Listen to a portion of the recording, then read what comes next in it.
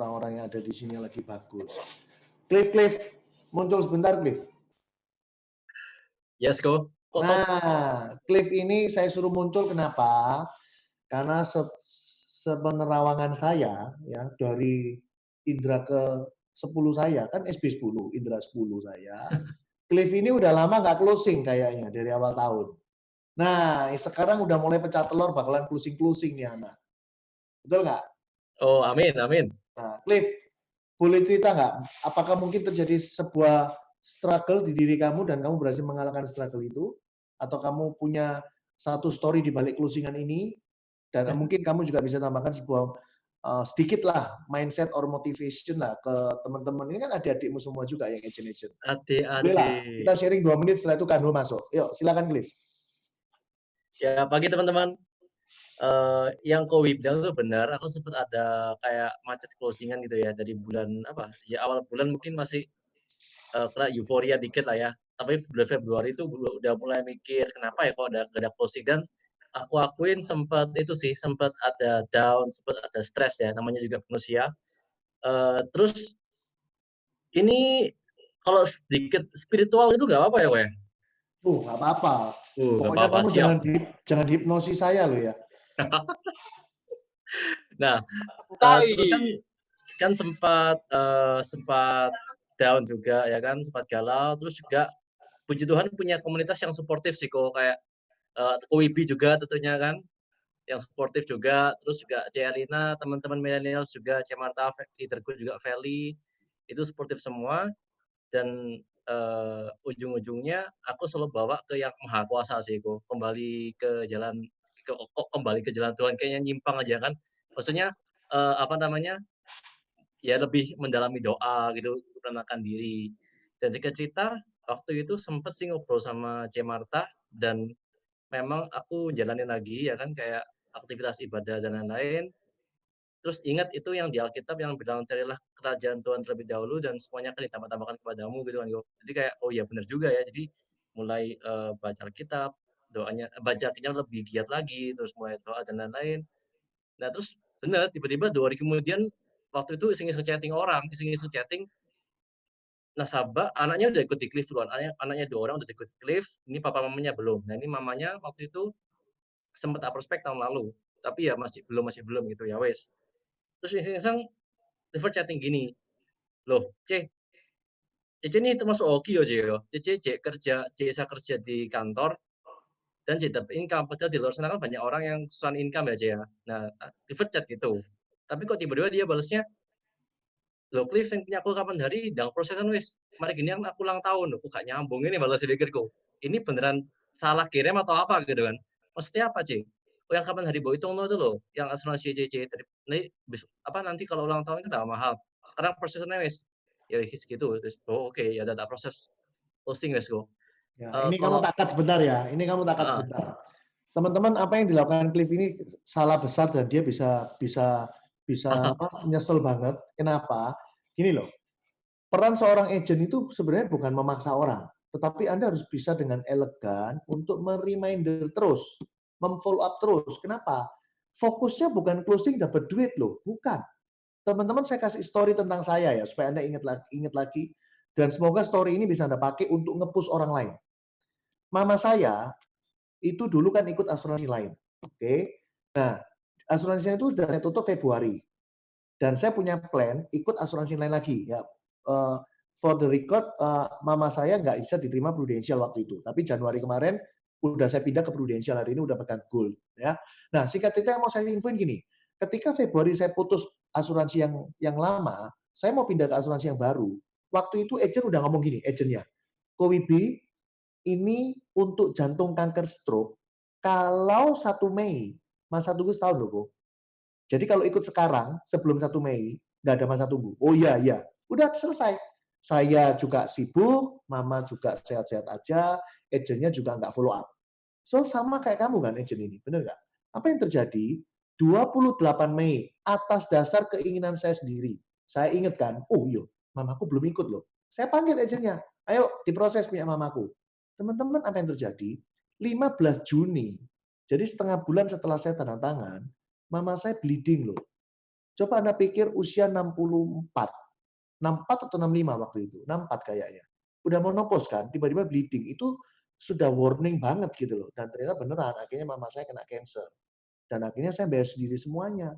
Nah, itu kan satu kegoblokan dari saya kan. Bayangin, saya waktu itu ketampar banget loh. Masalahnya saya juga leader prudensial yang selalu mengedukasi kalian untuk ayo follow up, ayo cepet. Ngapain ditunda? Toh akhirnya beli juga. Selalu itu kan ajaran saya. Tetapi ternyata saya sendiri melupakan apa yang harusnya mama saya cepat punya. Mungkin karena saya sibuk dan mungkin juga mama saya sehat gitu loh. Nah, coba kamu bayangin kalau kamu jadi agent itu. Kamu merasa feeling guilty nggak gitu loh. Coba kamu waktu itu ngingetin terus. Seandainya saya tetap nakal, nggak closing, ya udah kamu nggak ada feeling guilty gitu loh.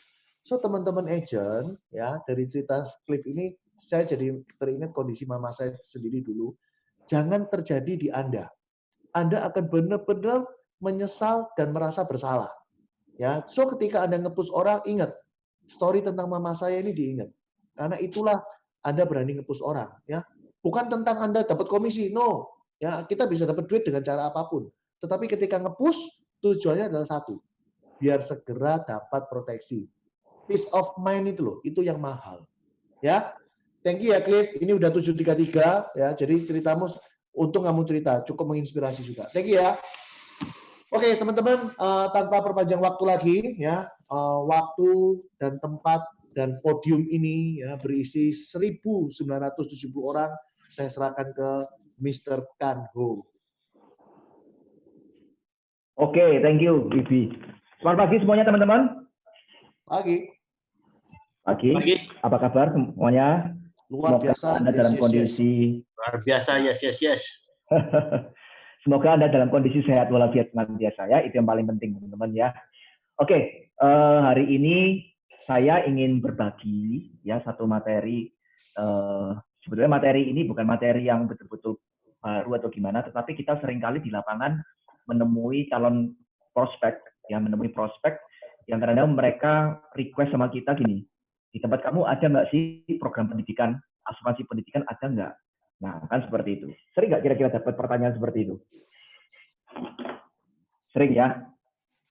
Nah, teman-teman, jadi hari ini saya ingin sharing bagaimana sebetulnya kita merancang sebuah program pendidikan yang benar dan baik ya buat nasabah. Karena di lapangan itu banyak sekali nasabah-nasabah itu yang merasa kecewa dan mereka juga punya persepsi yang keliru tentang asuransi pendidikan. Oke, saya tidak akan menjelaskan bagaimana Anda teknik menjualnya atau teknik pendekatannya, karena itu berhubungan dengan selling skill. Tapi hari ini saya akan membahas dari sisi bagaimana Anda mendesainnya. Jadi dengan asumsi Anda sudah ketemu nasabah, Anda sudah ketemu dengan prospek, dan prospek memang oke, tolong aku dibuatin asuransi pendidikan. Kan seperti itu, ya. Nah, tugas kita adalah kita ingin merancang sebuah program yang betul-betul sesuai dengan ekspektasi nasabah, ya. Nah, jadi saya akan slide share aja. Sebentar ya. Nah, jadi bagaimana kita ingin merancang sebuah program pendidikan yang terjamin seperti itu. Nah, teman-teman, kalau kita ngomong tentang asuransi pendidikan, ya. Jadi asuransi pendidikan itu sebetulnya adalah kalau kita mengacu pada segitiga proteksi, asuransi pendidikan sebetulnya masuk dalam kelompok proteksi income, ya proteksi income. Nah, kita tahu bahwa kalau kita menemui prospek yang sama sekali belum punya insurance, ya tentunya kita akan memulai dari asuransi kesehatan. Ya, kita memberikan memberikan saran untuk ambil asuransi kesehatan. Nah, ketika orang itu sudah punya asuransi kesehatan yang memadai dan cukup, tentunya kita akan beranjak pada proteksi income, ya, atau istilahnya ada yang ngomong income replacement, ya. Nah, tetapi proteksi income itu sebetulnya luas, artinya ya kita menggantikan income dia sehari-hari untuk memenuhi kebutuhan sehari-hari. Nah, kalau kita mau lebih spesifik lagi, suaranya mengecil. Oke, sebentar ya. Nggak dengar ya suaranya ya? Nggak kok, jelas banget. Jelas ya? Nggak ada masalah, sama kayak di awal. Oke. Nah, jadi kalau kita mau lebih spesifik lagi, sebetulnya proteksi income ini bisa dipecah-pecah lagi. Salah satunya adalah asuransi pendidikan, ya. Nah, jadi asuransi pendidikan ini adalah masuk dalam kelompok proteksi income, teman-teman. Oke. Nah, sebetulnya yang di lapangan apa yang banyak kita temui ya, ini dari pengalaman saya pribadi. Banyak orang yang merasa bahwa ketika dia dulu pernah beli asuransi pendidikan, entah dari perusahaan asuransi lain ataupun dari Prudential, mereka kadang saat ini ketika anaknya ingin masuk kuliah, mereka banyak yang komplain. Ya, salah satu komplainnya misalkan dia ngomong, apa ini dari asuransi saya bayar premi ternyata keluarnya dananya sekian. Apalagi ada yang komplain ternyata investasinya tidak sesuai dengan ilustrasi. Ya, jadi benar-benar komplain. Terus ada yang ngomong ini dananya ini dulu kelihatannya besar tapi sekarang ternyata nggak ada artinya. Ya, saya sering menemui seperti itu. Jadi mereka tuh menjadi enggan untuk mengambil sebuah insurance karena mereka punya pengalaman yang tidak menyenangkan dengan insurance, khususnya tentang asuransi pendidikan. Nah, itu yang terjadi di lapangan. Oke? Nah, mungkin teman-teman bisa ketik di kolom chat, pernah nggak mengalami situasi seperti ini ya? Nasabah komplain merasa bahwa dulu dia ikut asuransi, mengharapkan dari asuransi tadi bisa keluar jumlah dana untuk dipakai kuliah, ternyata dana itu tidak memadai, ya tidak sesuai dengan harapan. Oke? Nah, ya ini ada yang jawab ini ya, pernah. Oke. Kemudian apalagi yang terjadi di lapangan? Rancu, ya banyak nasabah prospek itu rancu. Rancu antara apa? Yang pertama, antara asuransi kesehatan anak dengan asuransi pendidikan. Jadi begini teman-teman, kadang-kadang saya pernah ya ketemu ya, bukan kadang-kadang, tapi saya pernah real pengalaman saya sekitar 2-3 tahun yang lalu itu, saya ketemu nasabah, dia bilang, waduh, saya ini mau mengkuliahkan anak saya, tapi kok lihat saldonya kok kecil banget ya. Nah, terus saya ngomong sama dia, Cik, boleh nggak saya bantu lihat polisnya seperti apa? Jadi dia ngomong ini asuransi pendidikan buat anaknya. Nah, begitu dia keluarkan, ternyata yang terjadi apa? Isi polisnya adalah PHS. Jadi dia punya Prudential, PHS, dan tertanggungnya adalah anak. Ya, nah jelas teman-teman dari sana lihat dari isi polisnya itu jelas ini bukan asuransi pendidikan. Oke, ini bukan asuransi pendidikan. Ini jelas adalah asuransi kesehatan buat si anak. Ya, jadi kadang-kadang merancu antara asuransi kesehatan anak dengan asuransi pendidikan. Ya, nah oleh sebab itu ketika nanti suatu saat Anda di lapangan ketemu dengan prospek yang mengatakan, tolong dong buatin asuransi buat anak saya, ya, buatin asuransi pendidikan buat anak saya, gitu ya. Nah, Anda harus mempertegas, Pak, yang Bapak maksud ini adalah asuransi kesehatan buat anak atau asuransi untuk menjamin pendidikan anak Bapak. Nah, ini harus jelas, ya, supaya nanti tidak rancu. Biasanya nasabah akan tanya kembali, bedanya apa? Nah, disitulah kita punya kesempatan untuk mengedukasi. Ya Pak, kalau asuransi kesehatan anak, itu adalah asuransi yang fungsinya adalah mengganti biaya pengobatan apabila si anak masuk rumah sakit. Tapi kalau asuransi pendidikan, itu adalah asuransi yang menjamin biaya pendidikan si anak ketika anak suatu saat akan masuk kuliah. Nah, jadi ini adalah dua fungsi yang berbeda. Nah, yang sering terjadi di lapangan, nasabah mintanya asuransi pendidikan, tapi sama si agen dibuatin asuransi kesehatan buat anak. Dengan ditambahkan payer, dan diasumsikan itu sudah bisa untuk pendidikan. Nah, ini seringkali terjadi seperti itu, teman-teman. Nah, sehingga apa? Ketika saat anaknya mau masuk kuliah, nasabahnya kecewa. Ya, dan mungkin kebetulan dia nggak pernah klaim, ya kan? Dia nggak pernah klaim.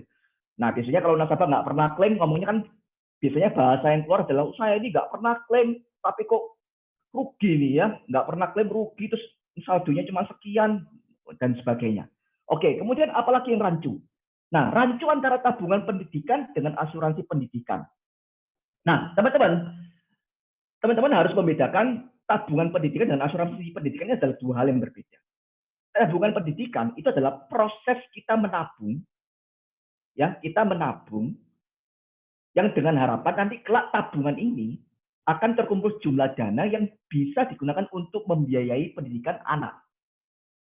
Ya, jadi tabungan pendidikan ini lebih ke arah mengakumulasi dana pendidikannya. Tapi kalau asuransi pendidikan itu adalah tujuannya adalah menjamin agar rencana menyekolahkan anak, mengkuliahkan anak ini bisa terjadi, bisa diwujudkan, ya, apapun kondisinya, baik orang tua dalam kondisi sehat ataupun tidak sehat, Atau yang lebih jauh lagi, orang tua tutup usia. Anak tetap akan kuliah. Jadi ini adalah dua hal yang berbeda. Nah, kalau kita bisa mengedukasi dua hal ini kepada nasabah, maka nasabah tidak punya ekspektasi yang keliru, punya persepsi yang keliru. Karena banyak sekali yang berpikir asuransi pendidikan itu sama dengan tabungan pendidikan. Ada yang berpikir kalau saya sudah ambil asuransi pendidikan, saya tidak perlu lagi menabung untuk pendidikan. Nah, ini rancu, teman. Ini rancu sekali, ya. Nah, harapan saya adalah dengan setelah sesi ini Anda mulai melihat bahwa ini dua hal yang berbeda dan Anda bisa membantu untuk merencanakan baik dari sisi dana pendidikannya maupun dari sisi proteksinya, ya. Nah, kemudian banyak juga yang terjadi misdesign. Nasabah sudah menyatakan dengan jelas, oke, kalau asuransi kesehatan untuk anak saya sudah punya, tapi pendidikannya saya belum punya. Nah, terus desainnya bagaimana? Nah, ini seringkali juga banyak yang keliru, ya. Nah, pemilihan manfaatnya keliru. Oke, kayak tadi kasusnya, ya sudah jelas-jelas mau asuransi pendidikan tetap aja dikasih asuransi kesehatan buat anak, ya. Kemudian yang keliru lagi apa? Perencanaan premi. Nah, teman-teman, sebelum ada produk tradisional di Prudential, ya, sebelum ada Prucinta, sebelum ada BC 88, kita majority kan pasti jualnya unit link, ya, PGB, dan sebelumnya itu adalah PAA. Nah, kalau kita ngomong produk unit link, kita tidak hanya bicara mengenai bagaimana kita memilih manfaat asuransinya, tapi kita juga harus mempertimbangkan kita harus bisa merancang komposisi premi yang baik, yang tepat, ya.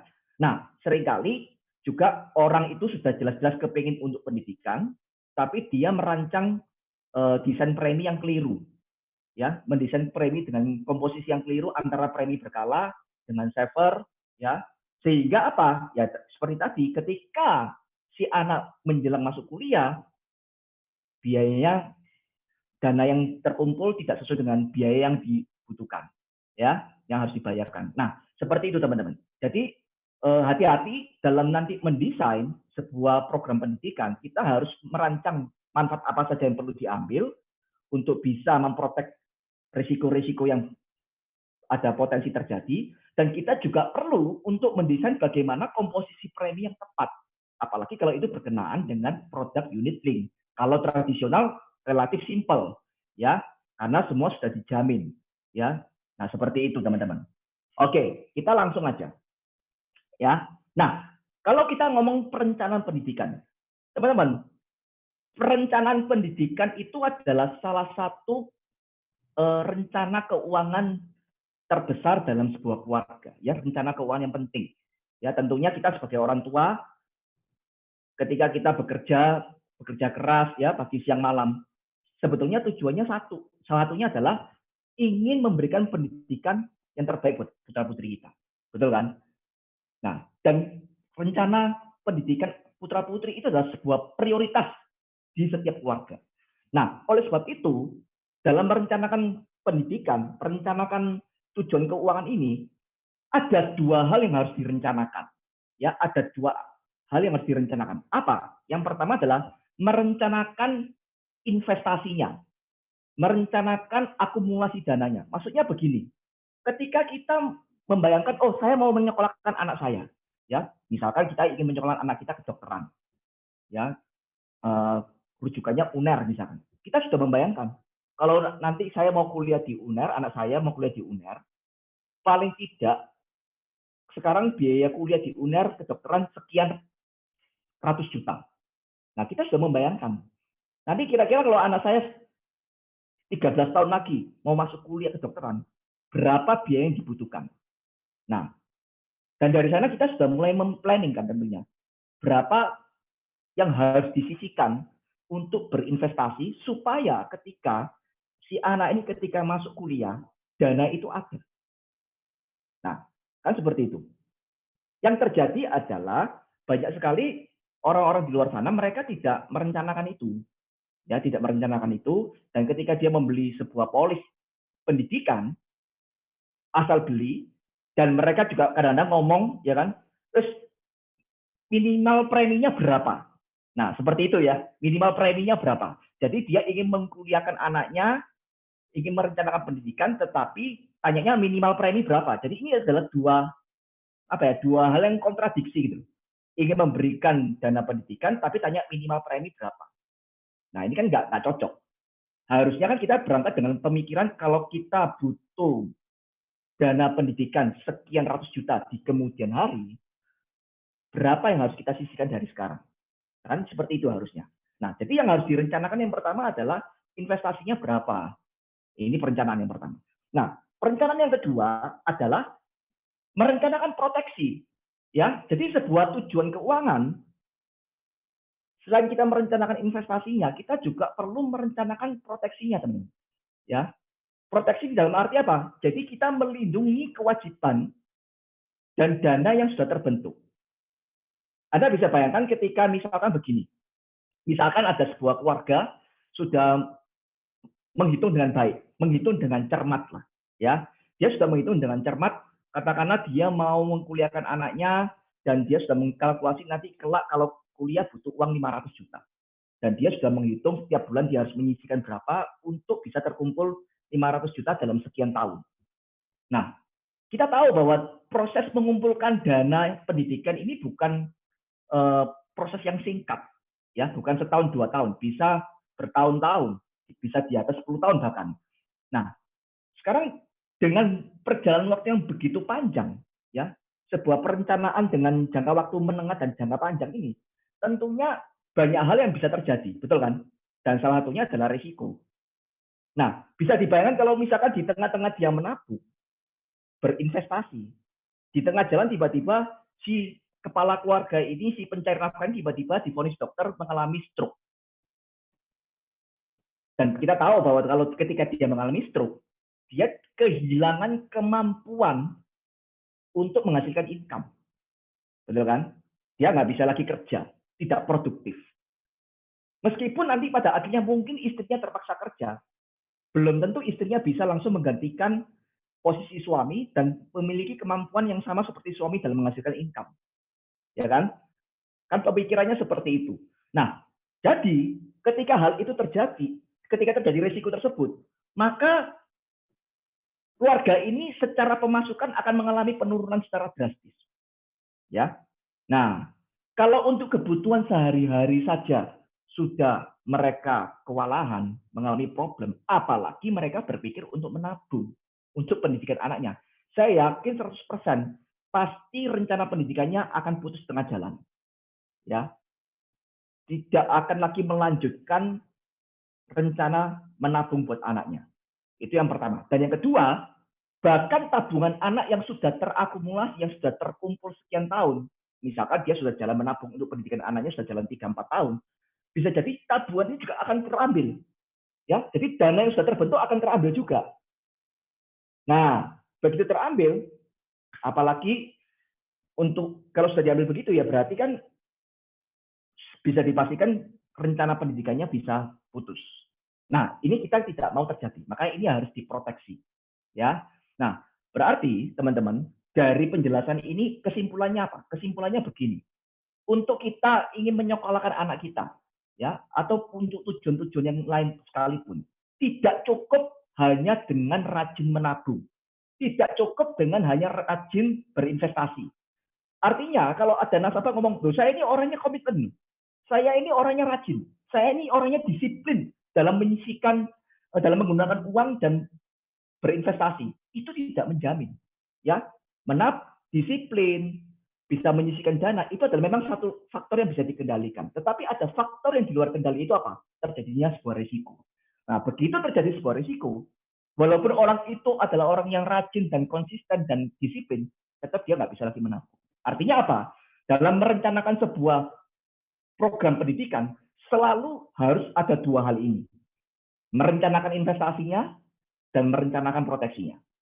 Ya, jadi dua hal ini perlu, teman. Nah, dua hal ini yang perlu kita edukasi ke nasabah bahwa untuk membuat sebuah policy insurance, ya, atau merencanakan program pendidikan, dua hal ini harus direncanakan. Oke? Nah, kita lanjut lagi. Nah, apa variabel-variabel yang perlu kita tahu dalam menghitung dana pendidikan? Nah, teman-teman, Tadi kan kita sudah membahas bahwa kita ingin menghitung berapa sih yang harus dia sisihkan untuk dana pendidikan dan berapa proteksinya, ya seperti itu. Nah, untuk bisa menghitung dan merencanakan itu semua, tentunya kita perlu informasi-informasi variabel-variabel apa saja supaya kita bisa menghitung itu semua. Yang pertama yang jelas, kita harus tahu biaya pendidikan saat ini, ya. Nah, teman-teman maksudnya gini loh, ketika ada ketemu dengan si prospek yang ngomong saya ingin memberikan insurance buat anak saya ingin merencanakan pendidikan buat anak saya. Nah, kita perlu tahu si orang tuanya ini punya planning, punya harapan anaknya ini kelak akan kuliah di dalam negeri atau luar negeri, misalkan seperti itu, ya. Oh, misalkan dia ngomong saya kepingin di luar negeri. Nah, tentunya kita akan tanya, Pak, punya bayangan nggak kalau misalkan di luar negeri rujukannya negaranya mana? Misalkan dia ngomong saya pengen kuliahnya di Australia buat anak saya. Nah, dan kita mencari tahu, ya kita mencari tahu. Kira-kira kalau sekarang kuliah di Australia selama 4 tahun itu berapa sih biayanya S1? Kan seperti itu. Ya, nah informasi itu bisa kita dapat dari nasabahnya. Mungkin nasabahnya sudah tahu, sudah punya ancer-ancer kalau nanti dia mau kuliah kan di Australia anaknya butuh berapa. Tapi bisa juga nasabah belum tahu. Nah kalau nasabah belum tahu ya kita bisa searching di Google. Sekarang banyak ya informasi di internet untuk mengenai biaya pendidikan. Anda tinggal googling aja biaya pendidikan di negara tertentu atau di dalam negeri, di universitas tertentu, itu bisa keluar semua informasinya. Tapi paling tidak adalah Anda harus tahu berapa sih biaya pendidikan saat ini, ya, yang terkait dengan perguruan tinggi yang ingin dituju sama nasabah kita, ya, si prospek kita. Nah, mungkin prospek juga belum bisa menentukan nanti anaknya mau kuliah di mana, gitu kan ya. Kadang-kadang, wah, ya saya bayangannya di dalam negeri aja, tapi saya belum tahu mau kuliah di mana. Nggak jadi soal, teman-teman ya. Tapi kalau kita ngomong dalam negeri, misalkan di Surabaya lah, ya mungkin rata-rata kalau kita ngomong swasta kan mungkin benchmarknya atau tolak ukurnya kan seperti Petra, Ubaya, kan seperti itu. Ya, itu bisa sebagai tolak ukur biaya pendidikan saat ini. Oke, nah kenapa kok kita perlu biaya pendidikan saat ini? Karena dengan tahu biaya pendidikan saat ini, nanti kita bisa menghitung berapa biaya pendidikan di masa ke depan. Kan seperti itu. Ya kan? Misalkan kita ngomong, oh biaya pendidikan saat ini kita udah tahu 400 juta lah selama 4 tahun. Ya, 400 juta. Sampai lulus ya, 400 juta. Nah, kita akan menghitung berapa sih biaya pendidikan di masa depan. Nah, untuk menghitung biaya masa depan, maka kita juga perlu memasukkan variabel berapa asumsi inflasi atau kenaikan biaya pendidikan per tahunnya. Oke? Berapa inflasi atau kenaikan biaya per tahunnya. Nah, kalau Anda lihat di googling, ya di Google, ada googling itu, biasanya biaya pendidikan itu dipatok kenaikan per tahunnya antara 10 sampai 15%. Ya, itu menurut dari BPS ya. Nah, jadi Badan Statistik itu ya, BPS itu dia mencantumkan bahwa kenaikan biaya pendidikan di Indonesia itu antara 10 sampai 15%. Oke, nah kita nanti bisa hitung berapa sih kalau sekarang 400 juta selama 4 tahun kuliah dengan kenaikan setiap tahun 10%. Setelah sekian tahun ketika anaknya akan masuk kuliah itu jadi berapa? Seperti itu, ya. Nah, untuk menghitung ini, tentunya teman-teman untuk mempermudah hitung ini, Anda bisa download aplikasi namanya Financial Calculator, ya. Kalau Anda pakai Android bisa masuk namanya Google apa tuh? Play Store ya, Play Store. Ketik aja Financial Calculator ya. Kalau Anda masuk di iOS, masuk di App Store itu sama ya, Financial Calculator seperti itu. Nanti saya akan tunjukkan aplikasi yang enak untuk menghitung ini pakai apa. Oke, sampai sini cukup jelas ya teman-teman ya. Jadi dengan kita tahu biaya pendidikan, kita tahu inflasi, kita bisa membayangkan berapa biaya pendidikan untuk masa depan. Nah, dan kita perlu tahu usia anaknya saat ini berapa, ya kan? Oh, saat ini usianya 3 tahun, ya. Kemudian asumsi masuk kuliah usia berapa? Biasanya kan kalau anak masuk kuliah itu kisaran di usia 18 tahun, ya. Jadi kalau misalkan dia sekarang usia 3 tahun, 18 tahun nanti masuk kuliah, berarti dari sekarang sampai masuk kuliah ada waktu untuk menyiapkan dana pendidikan itu 15 tahun. Nah, seperti itu. Ya, 15 tahun. Nah, kemudian teman-teman, kita juga perlu membuat satu asumsi ya, atau menentukan sebuah asumsi lah ya, bukan membuat tapi menentukan asumsi tingkat pertumbuhan investasi. Artinya begini, kalau nanti sudah ketemu angkanya, misalkan ini saya ambil satu angka contoh ya, misalkan butuh dana pendidikan 1,5 miliar, 1,5 miliar setelah sekian belas tahun, biaya 400 juta jadi 1,5 miliar misalnya.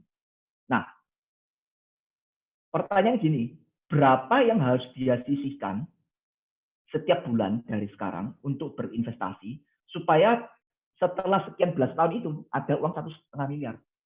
Nah, untuk menentukan berapa dia harus sisihkan, nah perlu namanya asumsi pertumbuhan investasi. Nah, misalkan Anda tentukan pertumbuhan investasinya setiap tahun kalau dia investasi 10%, nah, misalkan seperti itu. Oke ya.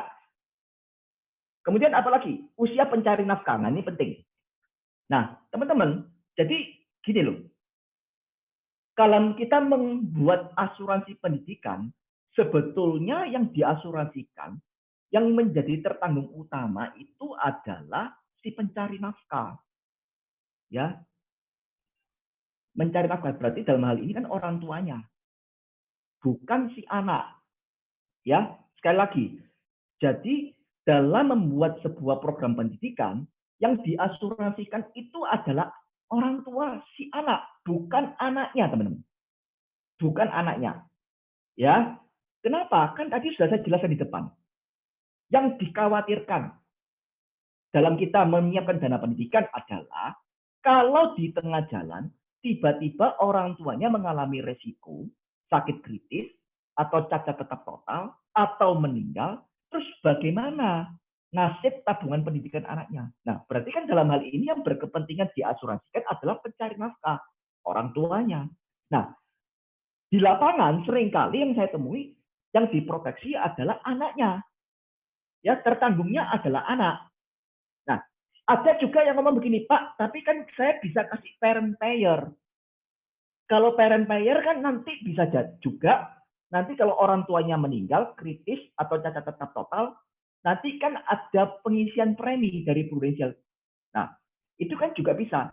Ya, itu juga bisa. Tetapi saya lebih suka, kalau saya lebih suka pakai orang tuanya sebagai tertanggung utama. Alasannya karena kalau kita pakai parent payer, Prudential membayarkan preminya. Dan preminya itu juga diinvestasikan. Jadi menjadi sesuatu yang tidak pasti lagi ya. Seperti itu ya. Nanti saya akan jelaskan di belakang lebih detail. Oke. Oke. Nah, jadi teman-teman, variabel-variabel ini tentunya kita butuhkan dalam kita merancang sebuah program pendidikan. Ya. Ya, ini yang perlu Anda ketahui, ini yang perlu Anda fact finding ketika Anda bercakap-cakap dengan klien Anda. Ya, tentunya ketika Anda mencari tahu ini, jangan pakai style seperti wartawan yang menginterview. Ya, tentunya Anda bisa membalut ini semua dengan percakapan yang santai, ya sambil ngobrol-ngobrol, ya. Dan Anda satu persatu Anda collect informasi-informasi ini. Nah, tentunya untuk nanti merancang, sebaiknya ya Anda kalau merancangnya kan dengan butuh waktu ya. Anda tentunya merancangnya ya di rumah itu Anda waktu mendesain ilustrasi ini ya tentunya tidak di depan nasabah. Kecuali memang nasabah punya waktu yang cukup banyak untuk ngobrol ya. Nah, seperti itu. Nah, teman-teman, saya akan langsung aja ya kasih contoh kasus saja biar lebih jelas. Misalkan ini ada kasus si ayah umur 35 tahun. Tidak merokok dan pekerjaannya sebagai manajer bank. Ya, anaknya usia 2 tahun, dan setelah ngobrol-ngobrol, let's say dia menyebutkan di sebuah perguruan tinggi, dan kita cari tahu ternyata, oh 400 juta ini. Ya setelah kita googling, paling enggak biaya kuliah 4 tahun itu 400 jutaan. Ya, nah dan kita ambil asumsi inflasinya 10%. Ya, kemudian asumsi pertumbuhan investasinya 10%. Nah teman-teman kita lihat ya di sini ya, ada kata asumsi. Berarti dalam merancang sebuah program itu tidak bisa 100% akurat karena di sini mau nggak mau ada tetap namanya asumsi ya, artinya bisa jadi waktu kenaikan biaya pendidikan itu bisa di bawah 10%, bisa juga di atas 10% ya, tapi kalau kita mengacu pada rata-rata yang ada di luar sana itu adalah 10%. Nah, pertumbuhan investasi juga sama, kita sampaikan sama prospek kita, Pak, kita asumsikan nanti kalau dana Bapak diinvestasikan itu pertumbuhannya 10%, nanti Bapak perlu menyisihkan investasinya sekian per tahunnya atau per bulannya. Ya, jadi ada faktor tetap namanya ketidakpastian di sini, ya, karena kita tidak bisa mematok dengan pasti. Oke, jadi ayah usia 35 tahun tidak merokok, manajer bank, anak 2 tahun, biaya pendidikan 400 juta, asumsi inflasi 10%, pertumbuhan investasi 10%. Oke, kita akan coba ya hitung ini. Nah, kita mau hitung berapa sih biaya masa depan. Nah, teman-teman, coba teman-teman bisa download, ya. Teman-teman bisa download sebuah aplikasi. Sebentar ya, saya tunjukkan. Saya kasih waktu ya, boleh. Kalau teman-teman yang belum download aplikasi Financial Calculator, Anda bisa download. Seperti ini, teman-teman. Nah, Anda lihat yang kiri atas nih, Asset Financial Calculator. Ya. Nah, coba teman-teman yang belum punya aplikasi ini bisa download dulu, karena ini akan memudahkan kita menghitung. Dan aplikasinya menurut saya enak sekali ya untuk digunakan. Oke. Saya kasih waktu lah untuk download. Ya.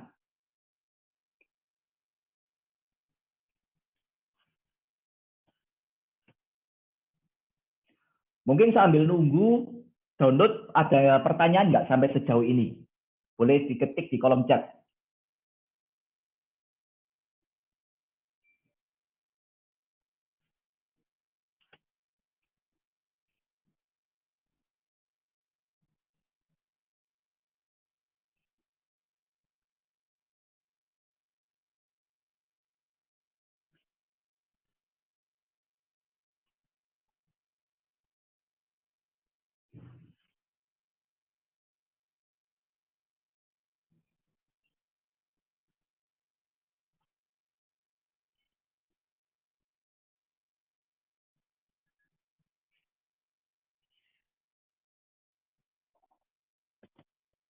Oke? Ada pertanyaan? Cukup jelas? Oke, saya lanjut ya. Oh, ini ada pertanyaan.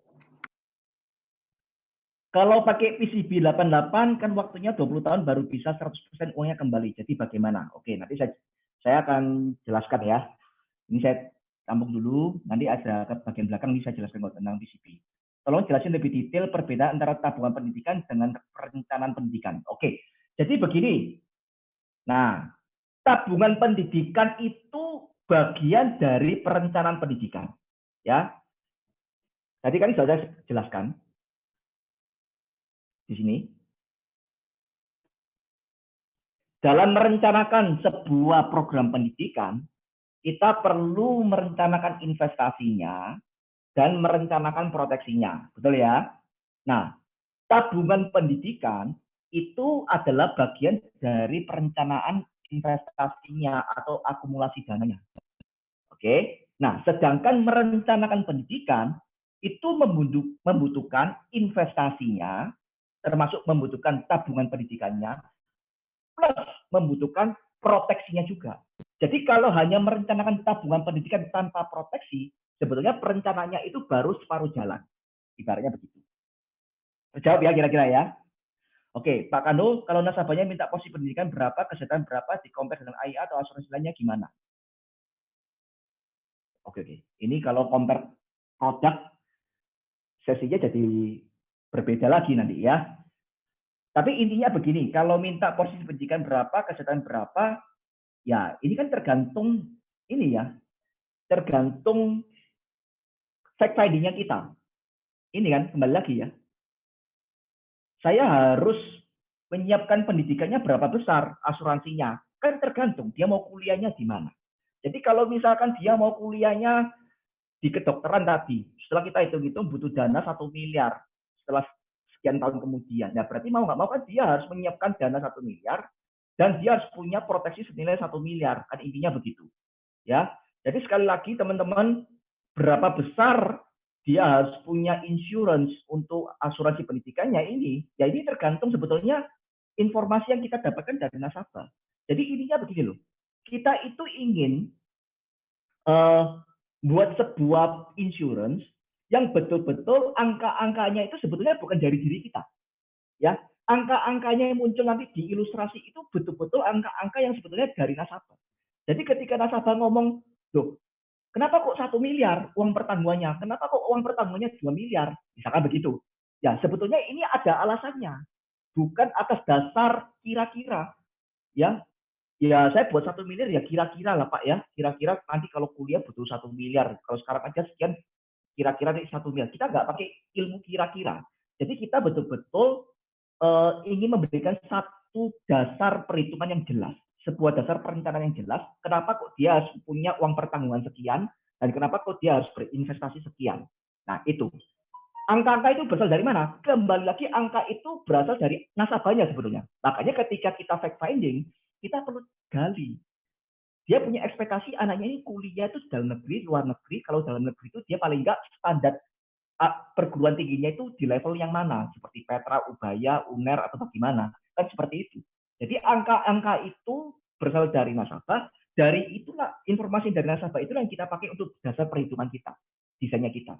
Ya. Nah, kalau masalah nanti dibandingkan, nah ini perkara yang berbeda lagi, teman-teman. Ya, ini perkara yang berbeda. Ini topiknya sudah berbeda lagi. Intinya begitu. Oke, kita lanjut ya. Saya rasa mungkin Anda sudah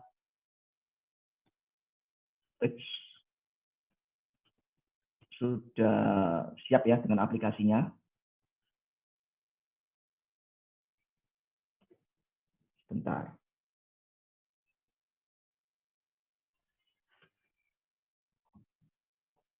Ya, oke. Nah, teman-teman, kalau Anda sudah download EZ Calculator itu, Financial Calculator, Anda coba buka di ini ya, TVM Calculator, ini paling ujung kiri atas ini. TVM ini singkatan dari Time Value of Money, ya. Time Value of Money. Nah, Anda ketik. Nah, ini sambil pelan-pelan ya kita belajar, ya. Pelan-pelan kita belajar. Nah, tentunya proses berhitung ini tidak perlu di depan nasabah, ya, tidak perlu di depan nasabah, ya. Anda perlu mau di depan ya boleh, nggak di depan juga nggak apa-apa, karena ini sebetulnya dalam proses ketika Anda merancang ilustrasinya. Katakanlah tadi nasabah ngomong dia butuh,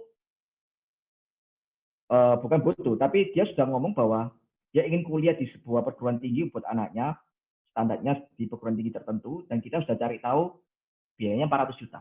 Nah, 400 juta itu kan biaya saat ini. Berarti masuk ke present value. Ya, biaya saat ini, teman-teman. Nah, kemudian yang mau kita cari itu kan adalah yang ketiga ini, future value ini. Nilai masa depannya berapa? Ini yang mau kita cari. Oke? Pelan-pelan ya. Present value itu adalah biaya saat ini. Oke? Biaya kuliah saat ini adalah present value. Nah, future value adalah ini yang mau kita cari. Berapa biaya saat nanti anaknya usia 18 tahun. Tadi kan dari contoh kasusnya berapa tahun tadi? Anaknya tadi kita lihat di sini 2 tahun. Ya, 2 tahun. Nah, kalau 2 tahun, berarti kalau usia kita asumsi nanti anaknya kuliah usia 18, berarti kan nanti anaknya kuliah 16 tahun lagi. Nah, periodnya kita isi 16 tahun. Ya, 16 tahun. Oke. Annual rate yang ini, annual rate sekian persen, itu adalah asumsi inflasi kenaikan biaya kuliah per tahun. Misalkan kita masukkan 10%. Ya, 10%. Oke. Nah, jangan lupa di bawah period itu ada compounding. Compoundingnya kita rubah menjadi annually. Ya, kalau tadi settingan awalnya dia monthly. Artinya gini, kalau kita biarkan monthly, nanti angka 16 itu, yang periodnya 16 itu dianggap 16 bulan. Nah, padahal kan kita menginginkan kan, kita ingin cari tahu berapa biaya kuliah 16 tahun kan. 16 tahun kemudian. Berarti monthly-nya kita ganti menjadi annually. Ya.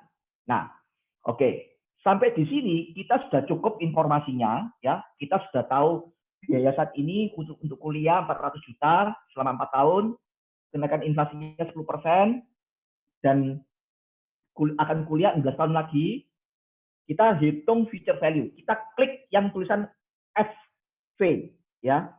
Nah, akan muncul angka 1,837 sekian. Itu 1.837 sekian, ya. Angka minusnya diabaikan aja. Oke.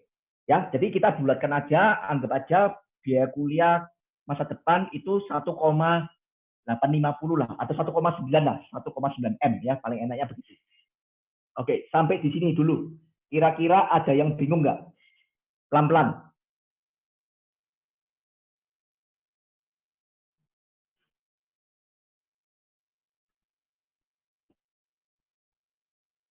Sampai sini ada bingung teman-teman? Saya berusaha pelan-pelan ya. Lanjut. Wah, jelas. Oke ya. Nah, jadi teman-teman,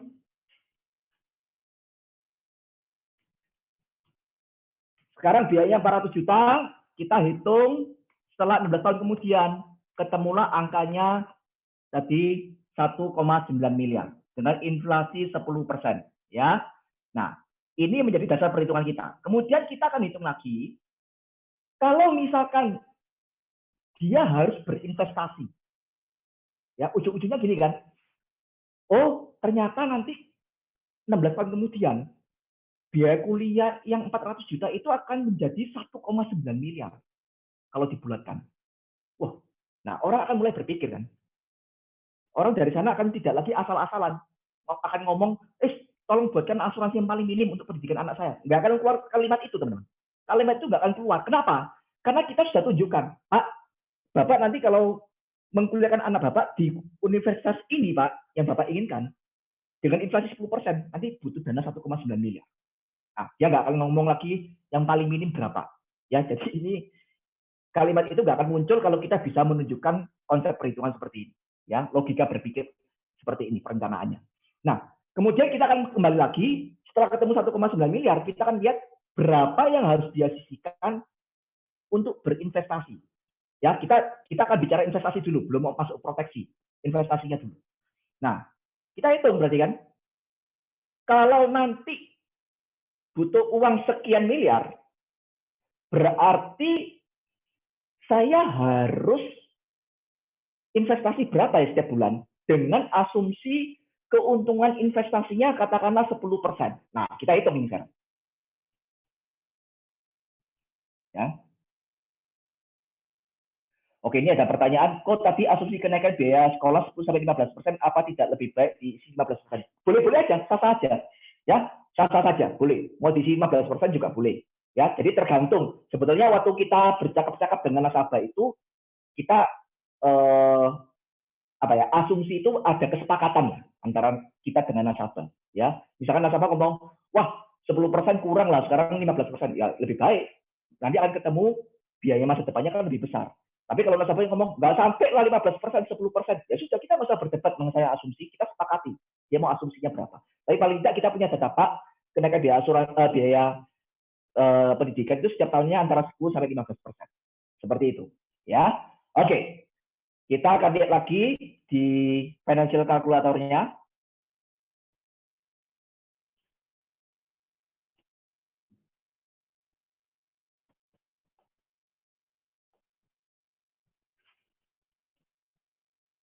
Nah, tadi kita sudah ketemu kan angka future value-nya 1,837.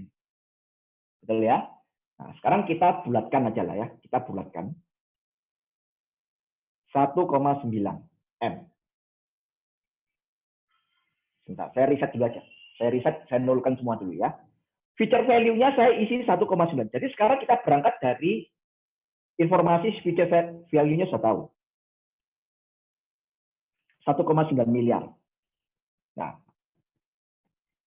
annual rate-nya ini apa? Nah, kalau tadi annual rate itu kita adalah kenaikan biaya pendidikan. Sekarang annual rate dalam konteks mencari berapa yang harus diinvestasikan, itu bicara mengenai berapa asumsi pertumbuhan investasi. Misalkan kita udah sepakati sama nasabah, oke lah, saya anggap nasabah mau berinvestasi di sebuah instrumen yang kenaikan investasi, kenaikan keuntungannya 10% setiap tahun. Ya, kita isi 10.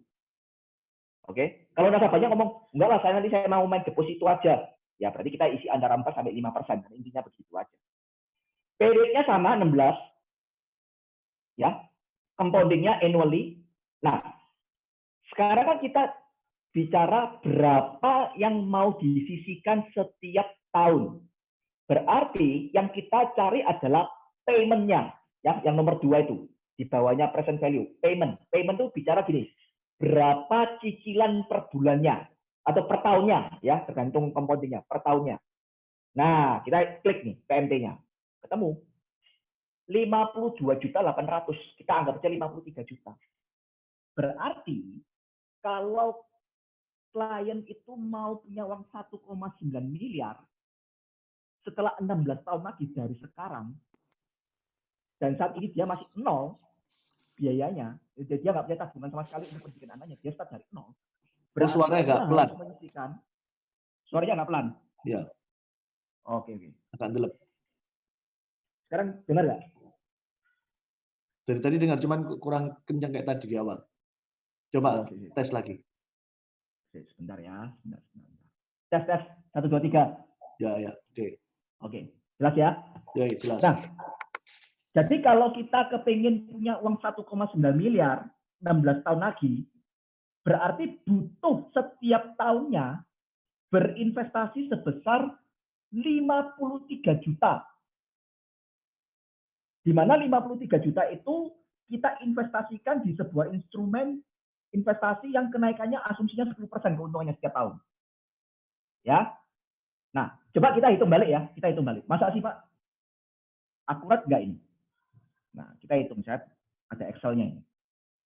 Jadi kita hitung berapa? 53 juta ya.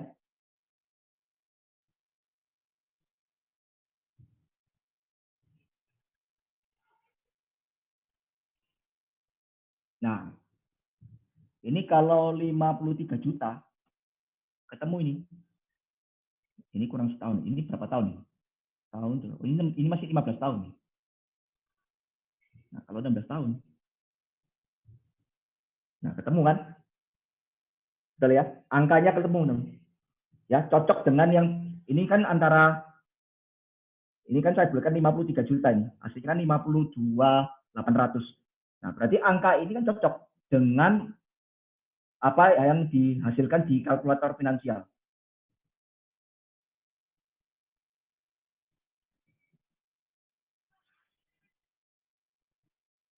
Oke ya.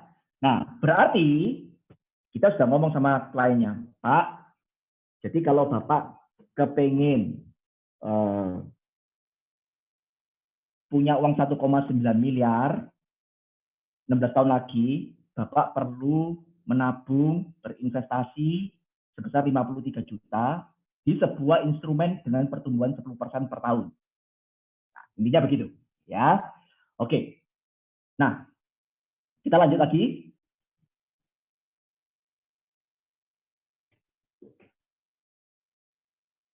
Nah, jadi yang hijau ini ya, kewajiban bulanannya 53 juta ini. Oke. Sorry. Kewajiban tahunannya. Nah, tinggal di breakdown aja per bulannya berapa kan gitu ya. Nah, ini teman-teman yang perlu di garis bawah ini penting ya. Nah, investasi dana pendidikan dapat dilakukan di Prudential atau di investasi lain. Ya. Jadi bicara tentang 53 jutanya tadi itu yang setiap tahun, dia bisa investasi di Prudential, di unit link, di PIA-nya kita, atau di tempat lain juga nggak masalah sebetulnya. Ya. Nah, jadi tidak harus namanya investasi pendidikan itu harus di Prudential, tidak juga. Dia boleh punya keleluasaan untuk berinvestasi sesuai dengan ya orangnya apa sih. Kalau dia hobi investasinya di properti atau di saham atau di reksadana, ya terserah dia, nggak masalah. Ya, atau dia mau di berbagai macam investasi untuk berbagi resiko, ya boleh-boleh aja. Tapi yang jelas, tapi kalau dia kepengen, saya juga kepengen investnya sekalian di Prudential untuk 53 jutanya setiap tahun. Saran saya dipisahkan di satu polis terpisah yaitu PIA. tujuannya untuk apa? Supaya kontrolnya lebih gampang, ya, tidak tercampur aduk dengan asuransinya. Jadi PIA itu buat teman-teman yang mungkin masih baru belum tahu, itu adalah produk unit link dari Prudential yang betul-betul yang tujuannya untuk investasi. Ya, tujuannya adalah untuk investasi. Ya, saya tidak akan bicara tentang fitur PIA di sini, tapi sekedar informasi, kalau memang tujuannya untuk investasi, ambilnya PIA. Jadi kalau dia mau merencanakan investasinya di Prudential sekaligus, ya saran saya jangan dijadikan satu dengan polisnya, polis asuransinya, tapi dipisahkan. Nah, jadi ini juga menjawab pertanyaan tadi yang masalah PCB 88, ya. Jadi PCB 88 itu fungsinya polisnya untuk asuransinya, tidak untuk pendidikannya, bukan untuk investasinya. Investasinya tetap dimasukkan ke PIA, itu saran saya, ya. Oke. Masuk sekarang ke perencanaan proteksi. Nah, gini, cara yang paling gampang untuk merencanakan proteksi begini, cara yang paling gampang ya. Tadi kita sudah ketemu angka 1,9 miliar, betul kan? Biaya pendidikan masa depannya 1,9 miliar. Nah, kalau kita sudah ketemu angka 1,9 miliar, paling gampang nih, kalau nggak mau ribet ngitungnya dan mau aman, kita tinggal ngomong sama klien gini, Pak, berarti Bapak butuh uang pertanggungan senilai 1,9 miliar, udah selesai. Artinya begini, ya, kalau misalkan hari ini dia nabung, dia investasi 53 juta, ya, bentar saya ambil coretan aja lah biar lebih jelas.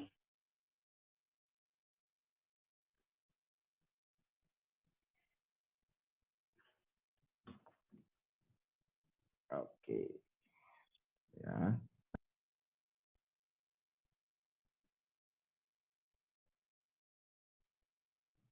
Nah,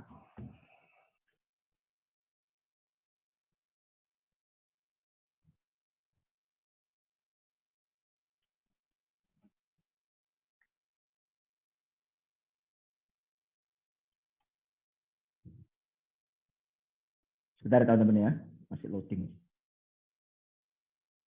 Jadi kalau tadi dia kan sudah ngomong bahwa kita udah ngitung, ya, kita sudah ngitung tadi kan. Di sini butuh 1,9 M, ya.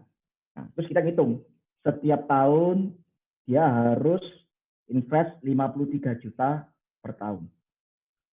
Kalau dia sehat selama 16 tahun, dia konsisten dan dia sehat, 1,9-nya pasti tercapai nggak? Pasti tercapai kan? Kalau asumsi pertumbuhannya 10% itu juga tercapai ya. Nah, kan tercapai. Ya. Nah, tapi yang jadi soal kan kalau di tengah jalan terjadi resiko meninggal, cacat tetap total, atau sakit kritis, maka kan orang ini kehilangan kemampuan untuk terus berinvestasi kan. Berarti 1,9-nya kan hilang, nggak tercapai. Nah, disinilah kita perlu merencanakan sebuah proteksi dari Prudential. Begitu terjadi salah satu resiko dari meninggal, cacat tetap total atau kritis, Prudential bisa langsung kasih dana 1,9 miliar. Setara dengan yang dibutuhkan. Pasti aman sudah. Nah, itu yang paling sederhana. Ya, paling sederhana. Oke. Jadi kalau dia butuh uang 1,9 miliar untuk kuliah, ya uang pertanggungannya 1,9 miliar. Kalau dia setelah dihitung itu dana kuliah masa depannya adalah angka 2,5 miliar, ya UP-nya 2,5 miliar. Udah selesai. Seperti itu. Ya, kalau ini yang paling cara paling sederhana. Ya. Tapi kalau kita misalkan mau betul-betul dihitung, ya, untuk misalkan ternyata nasabahnya punya kendala di budget. Waduh, kalau 1,9 miliar setelah dihitung preminya out of budget misalnya begitu ya, di luar kemampuannya. Nah, kita bisa UP itu lebih kecil ngitungnya. Bentar. Jadi harus beli 2 polis ya, Bu. Iya, beli 2 polis kalau memang dia mau investasinya juga di Prudential. PIA sendiri, yang satunya untuk asuransinya. Ya, yang untuk asuransinya nanti ada beberapa pilihan, nanti saya tunjukkan. Oke, sampai sini cukup jelas ya. Nah, berarti Yang 1,9 miliar ini kalau misalkan ketemu setelah kita buat UP 1,9 miliar ketemu preminya terlalu besar, ya. Premi terlalu besar buat nasabah, ya kan? Nah, kita bisa hitung dengan metode seperti ini, teman-teman. Saya tunjukkan.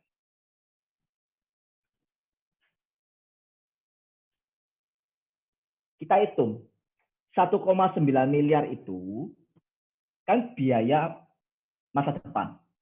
Nah, kita tarik. Sekarang kalau misalkan dia meninggal, ya, kalau dia meninggal, misalkan hari ini ikut nasabah, hari ini ikut, kemungkinan terburuk besok langsung meninggal, kecelakaan, ya kan? Itu kemungkinan paling buruk. Hari ini ikut, issued, besok meninggal. Uang pertanggungannya minimal berapa? Nah, ini bisa dihitung dengan kalkulator finansial lagi, ya. Cara ngitungnya bagaimana? Cara ngitungnya begini.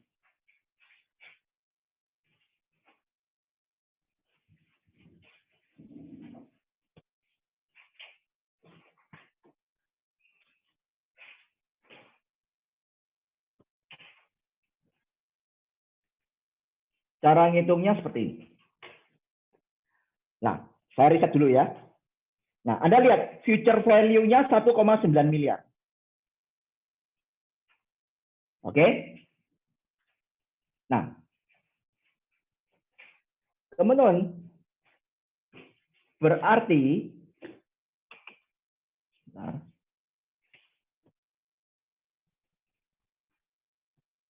kita lihat, maksud saya begini, kalau hari ini dia meninggal, keluar sejumlah UP, dan UP ini diperuntukkan untuk kuliah anaknya. Nah, maka kita ambil instrumen yang paling aman, anggap aja deposito. Let's say deposito itu bunganya 5%. Ya, nggak sampai mungkin ya, anggap aja 5% lah untuk contoh aja. Oke, 5%. Periodenya 16 tahun. Berarti berapa UP yang dibutuhkan saat ini? Nah, ketemu 870 juta. Artinya begini loh teman-teman. Kalau hari ini dia meninggal,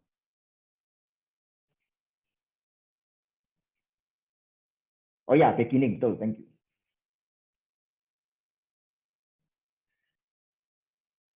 Ya, beginning payment-nya dibayar di awal. Ya, betul. Di awal ya, di awal tahun. Kalau N itu di akhir tahun. Ya. Nah, teman-teman, jadi saya kembali lagi ya. Kalau dia butuh 1,9 miliar 16 tahun kemudian, hari ini paling tidak dia butuh UP 870 juta.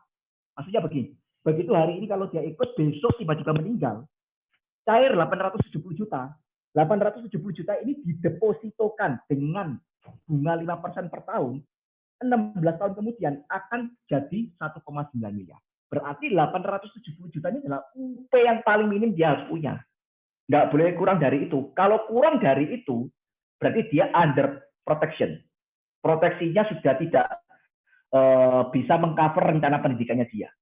Ya, nah jadi dari sini sebetulnya kita juga bisa berargumen, ya, kasih penjelasan kepada klien, Pak, kalau dia sampai misalkan preminya terlalu tinggi, ya kita ngomong, ini bisa turun Pak UP-nya, tapi paling rendah di angka 870 juta, atau kita buatkan 900 juta lah ya, 900 juta Pak. Karena kalau di bawah 900 juta ini sudah under protection. Ya, nah seperti itu. Nah, tapi kalau misalkan memang itu tetap dia tidak terjangkau misalkan, ya mau nggak mau ya start dari budget yang dia punya dulu. Ya, berarti kan angka-angka ini sebenarnya angka-angka ideal. Tapi kalau dia misalkan, waduh saya cuma mampunya maksimal premi cuma sekian, ya udah kita start dari itu, nanti setiap tahun direview untuk ditingkatkan UP-nya sampai mencapai UP yang ideal. Intinya seperti itu. Ya, oke. Oke. Jadi sudah ketemu ya, uang pertanggungannya 870 juta. Ya, 870 juta atau 900 juta lah. Oke. Sampai di sini dulu. Ada pertanyaan nggak? Sebelum kita lanjut lagi.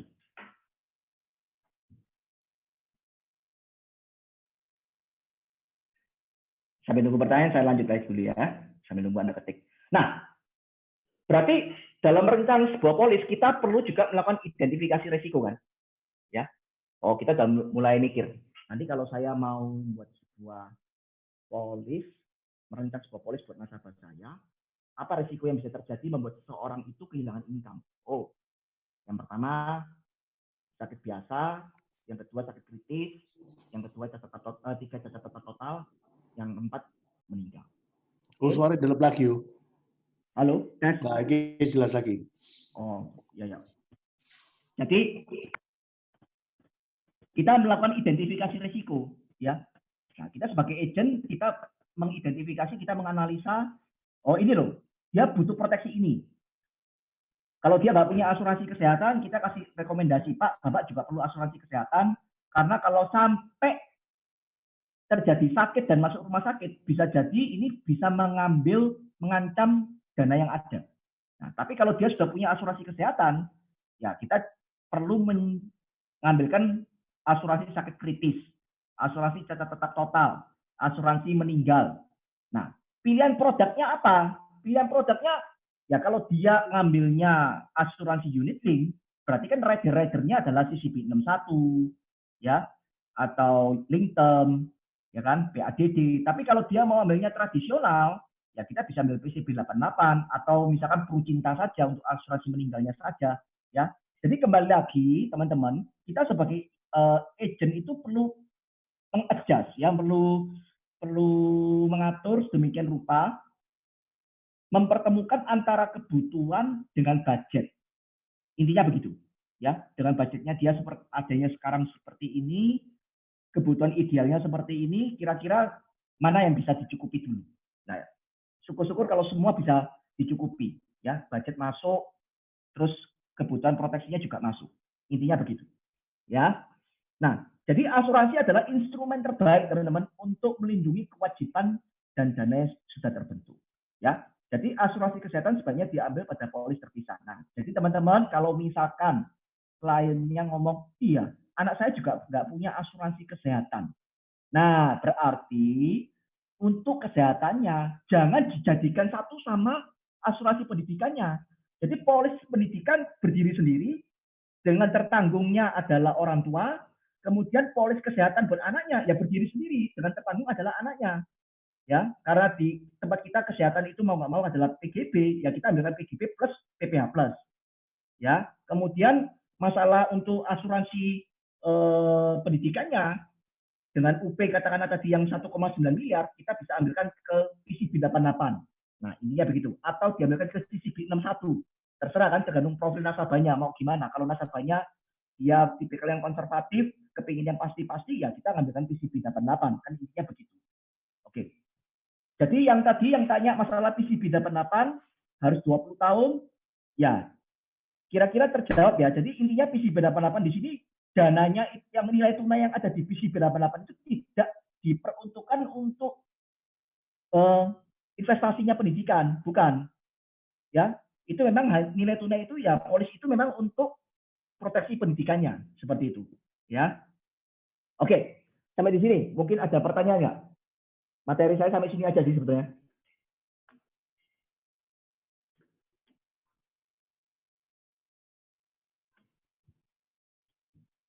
Sudah saya baca ya. Oh, mungkin ya beberapa ada yang tanya tentang beginning sama end itu loh. Penjelasannya kayak apa detailnya? Oke. Beginning end itu gini, saya gambarkan aja lebih gampang.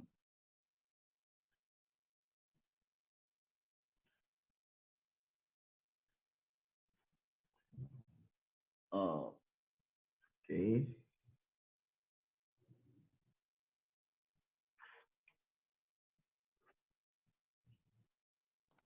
Itu yang tanya itu mestinya Regnaldo, cuma dia malu masa kelas PCC tanya end sama beginning.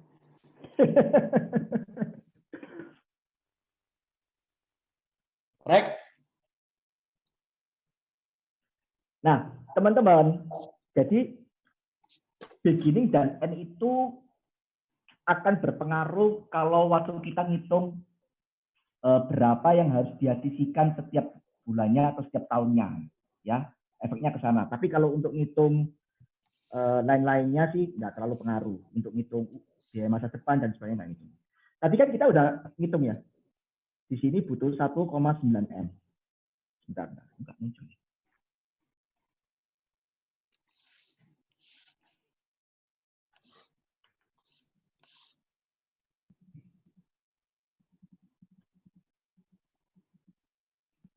Teman-teman, sebentar.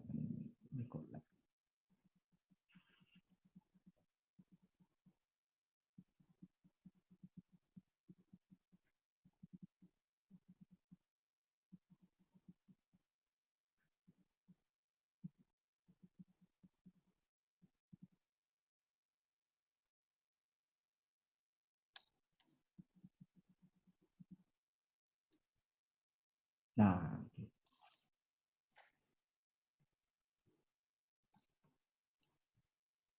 nah, jadi teman-teman tadi kita sudah ngitung di sini kan 1,9 M, betul ya? Terus kita kepingin ngitung buat nasabahnya. Nasabahnya pengen tahu kalau saya investasi sebaiknya saya mestinya idealnya investasinya berapa per bulannya yang saya sisihkan. Kan kita hitungkan. Nah, waktu kita mau ngitung paymentnya ini loh, cicilan per bulannya dia berinvestasi. Nah, itu ada pengaruh antara beginning dan end. Maksudnya beginning dan end itu gini. Dalam setahun, itu kan ada 12 bulan. Nah, kalau kita nabungnya di awal tahun, dengan di akhir tahun, dengan di awal tahun, ini adalah beginning, ini end, pasti nilainya berbeda. Ya, nah, maksudnya beginning dan end itu seperti itu. Jadi, yang tadi kita hitung, saya tunjukkan ini aja.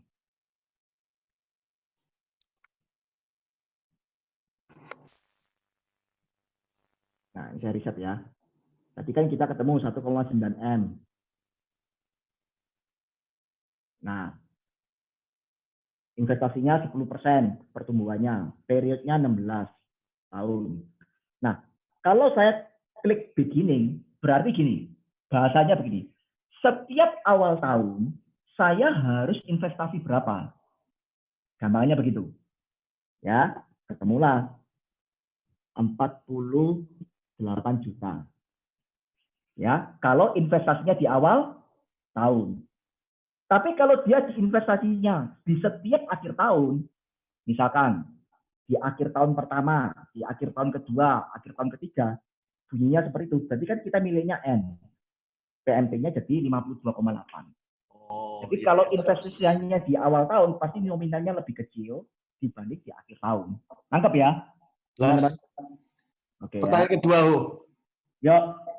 Teman-teman banyak tanya ke aku, kan nulisnya bisa rapi gitu pakai apa ya? Pertanyaan ini nyeleneh. Tapi perlu dipertanyakan memang. Pakai stylus, pakai iPad, dikonek ke iPad.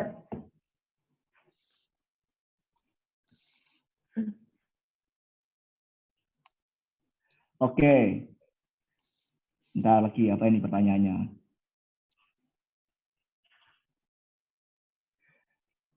Regnaldo, pasti melankolis. Sama lah, kamu juga kan? Regnaldo kan juga melankolis ya? Mokong. Aku mau tanya, telusi ku apa kok rencanai? Maksudnya buku PCB 88 itu tuh backup investasi pendidikannya di takutnya bila terjadi resiko hidup gitu ya. Betul. Ya. Nah, berarti sudah mulai nangkap ya. Jadi teman-teman sekali lagi dalam merencanakan pendidikan butuh dua, investasi dan proteksi. PCB 88, CCB 61, kemudian Lingtem, Prucinta itu bicara proteksi. Jangan bicara saldo di sana. Kalau mau bicara saldo untuk pendidikannya, bicaranya di investasi. Ya terserah dia mau di PIA atau mau di saham dia mau invest sendiri, ya terserah dia. Ya, jadi kalau kadang-kadang nasabah ngomong, wah kalau saya mau invest buat anak-anak saya ya, mending saya invest sendirilah, saya kelola sendiri. Silakan kok. Kalau kok memang merasa lebih nyaman dengan properti, lebih yakin dengan kok ngolah sendiri portofolio investasinya di saham, kok boleh lakukan itu. Tetapi kalau ngomong proteksi, tidak mungkin kita bisa kelola sendiri. kita butuh asuransi untuk membantu mengelola proteksi mengelola risikonya kita. Nah, itu jadi teman-teman ya. Jadi kita nggak perlu berdebat di ranah lebih untung PIA, lebih untung unit link, atau lebih untung dia investasi sendiri. Nggak perlu terjebak di sana. Kalau kita nanti terjebak di sana, malah nanti terjadi perdebatan teman-teman. Ya, karena kalau concern kita sebetulnya adalah di proteksinya gitu loh, ya kan? Dan proteksi itu satu-satunya instrumen yang paling tepat ya asuransi. Ya, karena asuransi kan punya kelebihan, punya karakteristik, yaitu apa? Murah, ya kan? Kemudian apalagi? Pasti dan cepat, ya kan? Begitu hari ini dia terjadi resiko, kalau dia meninggal ya langsung cair 1,9 M-nya. Ya kan? Kalau dia tanpa proteksi, dia investasi sendiri, ya dia cuma bisa mencairkan jumlah yang sudah diinvestasikan. Kan intinya itu. Ya. Untuk jaga resiko pencari nafkah, bagaimana kalau seumpamanya ditanya sama nasabah, kalau saya fine-fine aja.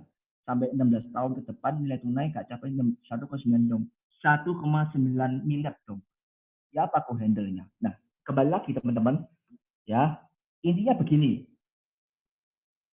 Kita bicara nilai tunai yang mana ini? Nilai tunai yang di PIA atau nilai tunai yang ada di di proteksinya itu, di polis, misalkan dia ambil CCB gitu ya. Ini berbeda loh teman-teman.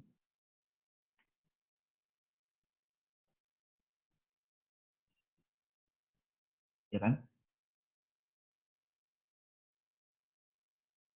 Nah, jadi kalau kita bicara nilai tunai, misalkan dia gini deh, dia ambil CCB 1,9 miliar.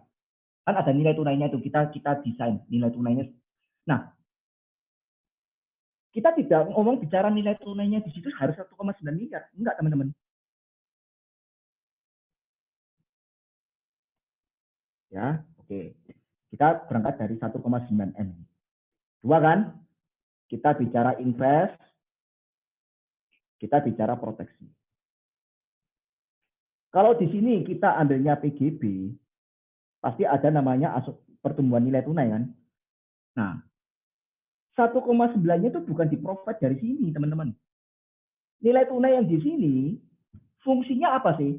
Fungsinya nilai tunai di sini itu untuk menjamin atau memastikan PGB-nya ini, CCB 61-nya, ya, anggap aja dia ada CCB 61, ada PADD gitu ya. Untuk menjamin PGB, CCB 61 dan PADD-nya tetap enforce sampai masa pertanggungannya berakhir. Paham ya? Nah, investasinya, ya ini yang kita pantau, 1,9 M-nya ini bisa tercapai. Tapi kalau hari ini dia memutuskan untuk investasi sendiri di luar, kan ini nggak perlu kita pantau. Tugas kita kan cuma di sini aja. Ini bagian dari ranahnya kita. Tapi kalau dia misalkan ini mau diambil PIA, ya kita tinggal info aja kan setiap tahun. Karena nasabah bisa lihat pernyataan transaksinya, laporan tahunan, investasinya bertumbuhnya jadi berapa. Ya kan? Dan kita kan dari awal udah ngomong, kalau PIA ini tidak dijamin loh. Ya, unit link nggak ada yang dijamin. Bisa lebih tinggi, bisa lebih rendah. Tapi kalau PIA kan biaya asuransinya relatif rendah. Jadi sebetulnya ya relatif nggak. Kalau sampai dia nggak sesuai pun kemungkinannya tidak seperti ambil polis di PGB gitu kan. Karena kalau PGB kan ada biaya asuransi kan di situ. Ya kira-kira seperti itu ya. Nah, suruh invest sendiri supaya kita nggak bingung. Ah, ya benar ya ini ya. Betul. Nah. Ada yang tanya, mungkin ya. kita kan prospek orang kan bisa juga orang kaya. Ya. Teman-teman materinya Kando ini bagus banget karena kalau dulu saya waktu zaman agent ya, saya kebingungan cara prospek paling gampang itu lewat mana. Ternyata cara prospek paling gampang itu ketika membawa topik tentang anaknya. Ya salah satunya tentang masa depan pendidikan toh. Nah ini sekarang pertanyaan gini bagaimana kalau kita ngitung uang kuliah di luar negeri, kan tadi udah memperhitungkan inflasi pendidikannya toh. Nah sekarang ditambah lagi inflasi sak mata uangnya, bisa nggak dihitung pakai kalkulator itu? Bisa aja sebetulnya. Nah, coba bisa nggak? Biar sekalian belajar, jadi nggak lebih akurasinya lebih bagus gitu, bisa nggak? Jadi gini intinya, kalau kita mau ngitung mata uang, kita ngitung mata uang sekarang, mata uangnya dalam dolar. Dari awal ngitungnya dari dolar dulu. Contoh ya,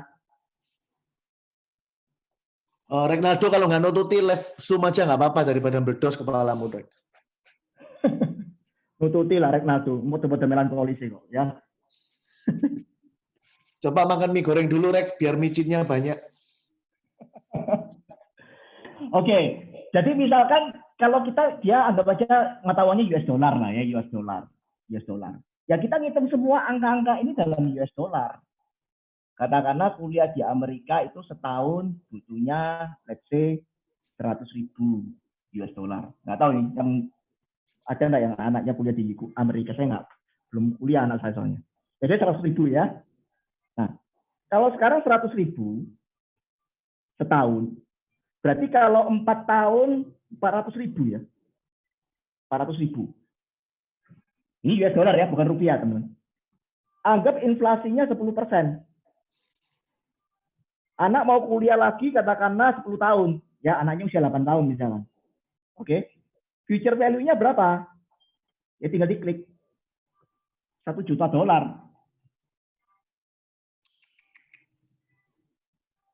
juta, teman-teman. Ya. Nah, kita ngomong $1 juta. Nah, sekarang Bentar, ini inflasi annual rate-nya ini asumsi kursnya atau biaya sekolahnya? biaya pendidikan. Jangan rancu dengan kurs ya. Kita ngomong dalam US dollar dulu semuanya. Ini kalau dijadiin satu sama kemungkinan kan gini, kita kan hidup di Indonesia pakai rupiah, tapi kita kan belajar nabung pakai dolar. Intinya kan gitu kan, untuk biaya sekolah anak kita di Amerika. Nah, berarti kan kita memang mempertimbangkan satu, kenaikan pendidikan di sana setiap tahun berapa. Setauku biasanya dari luar negeri cuma 5% lah, nggak sampai 10. Oke, berarti 5% lah ya. Nah, tapi di samping itu kan kita setiap saving kan pakai duit, misalnya ini loh, secara monthly-nya kan gini, ada duit tak beli $0, ada duit tak beli $0, kan gitu kan. Nah, berarti kan selain kita mempertimbangkan kenaikan biaya sekolah 5% ini, bisa nggak kita juga memperhitungkan kenaikan nih kebutuhan dolarku. Kalau sekarang aku ngecek, 400.000 untuk sekolah di situ. Lah, waktu 10 tahun lagi, piro kursku, kan nggak mungkin sama. Dolarnya loh. Nah, jadi bisa nggak dihitung dalam sekali di sini juga? Bisa. Jadi gini, kita kan udah ngitung nih, 651.000 ini kan future value ya. Anggapnya 650.000 dalam dolar. Artinya 10 tahun lagi butuh 650.000 US dollar. Betul ya? Nah, sekarang kita mau bicara 650.000 dolar, nilai rupiahnya di 10 tahun lagi kan berbeda dengan nilai rupiah sekarang. Karena ada kenaikan kurs kan tadi kan. Nah, kita hitung aja. Sekarang kalau kenaikan dolar average berapa? Aku nggak pernah tahu sih kenaikan dolar berapa setahun kira-kira. Kalau di average 10 tahun, anggapnya 10 tahun yang lalu harga dolar itu berapa satu rupiahnya? $1 berapa rupiah? Coba tak lihat nih. Ya, aku ada aplikasi kok.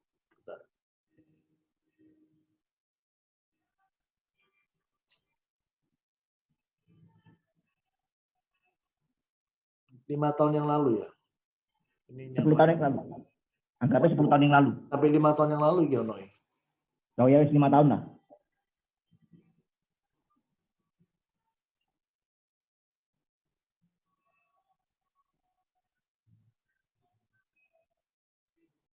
Ya sekitar 12-13 ribuan.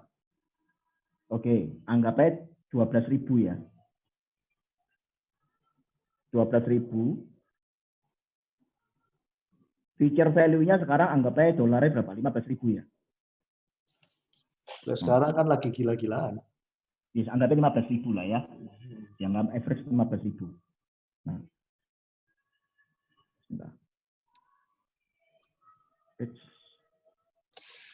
Nah, berarti kita ngitung aja 12.000 ke 15.000 itu average rata-rata berapa? Berapa itu kenaikannya setiap tahun? Ya, katakanlah kalau 5 tahun anggapnya berapa itu? Kita bisa ngitung ya mestinya. Dari 35 tahun 600. Berarti kalau 10%, bukan sampai 3%. Kita coba aja. 5%. Nah, 5%. Jadi kalau misalkan kenaikan kurs setiap tahunnya itu 5%, ini misalkan ya, kita anggapnya 5%. itu berarti kan nanti ketemu. Kalau sekarang 12.000, sekarang 15.000, kalau setiap tahun naiknya 5%, kurs dolar nanti 10 tahun lagi jadi berapa? Itu bisa ketemu. Cuman begini loh, setahu saya kalau dolar itu kan nggak bisa dipatok inflasinya berapa persen ya. Karena dolar itu juga pernah di tahun 98 itu 16.000. Kemudian tahun 2008 turun lagi menjadi 2011, 2012 turun lagi jadi 10.000. Jadi memang kalau mematok inflasi dari rate dolar itu nggak sama dengan inflasi seperti harga properti, harga emas, itu beda memang ya. Beda. Memang agak susah. Jadi kalau kita ngomong 5% pun ya sebetulnya terlalu tinggi juga. Gitu. Bisa jadi nanti 10 tahun lagi harga dolarnya lebih rendah dari harga hari ini, bisa nggak? Iya sih, bisa. Bisa juga. Jadi memang kita agak susah untuk mematok inflasi dari harga dolar. Tapi at least begini, kalau kita bisa sampaikan, Pak, kalau Bapak mau memang rencana kuliahnya di luar negeri, Bapak patokannya adalah setiap bulan atau setiap tahun savingnya dalam bentuk dolar langsung, Pak. Patokannya dolar. Jadi misalkan dia sudah ketemu setiap tahun dia harus saving 12.000. Ya misalkan, setiap tahun 12.000 dolar, misalkan 12.000 dolar. Ya sudah, setiap bulan, dia buka akun dolar setiap bulan, setiap tahun masih 12.000, ya rupiahnya mengikuti itu. Jadi seperti itu. Jadi kalau memang dia punya rencana kuliah di luar negeri terus dibelikan ke rupiah, memang ya agak riskan gitu loh. Jadi mending dari awal sudah settingannya dolar akunnya. Ya gitu. Nah, reksadana juga ada kan, reksadana dolar. Seperti itu. Ya ini kalau analisaku seperti itu ya, untuk kuliah di luar negeri untuk memperhitungkan antisipasi inflasi dolarnya. Ya ini juga benar. Menurutku nggak bisa karena faktor pergerakan kurs, betul. Nggak bisa ya, setuju. Misal di Amerika fakultas teknik, oke. Kalau anak mau keluar negeri berarti harus bikin CCP dan US dollar juga. Karena kalau rupiah bingung hitung. Ya, lebih baik begitu. Oke, ada lagi pertanyaan teman-teman?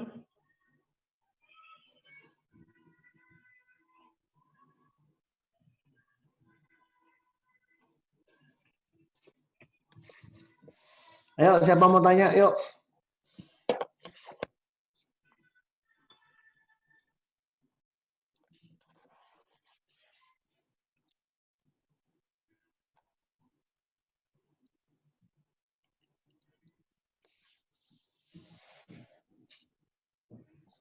Ayo teman-teman, ada yang mau tanya nggak?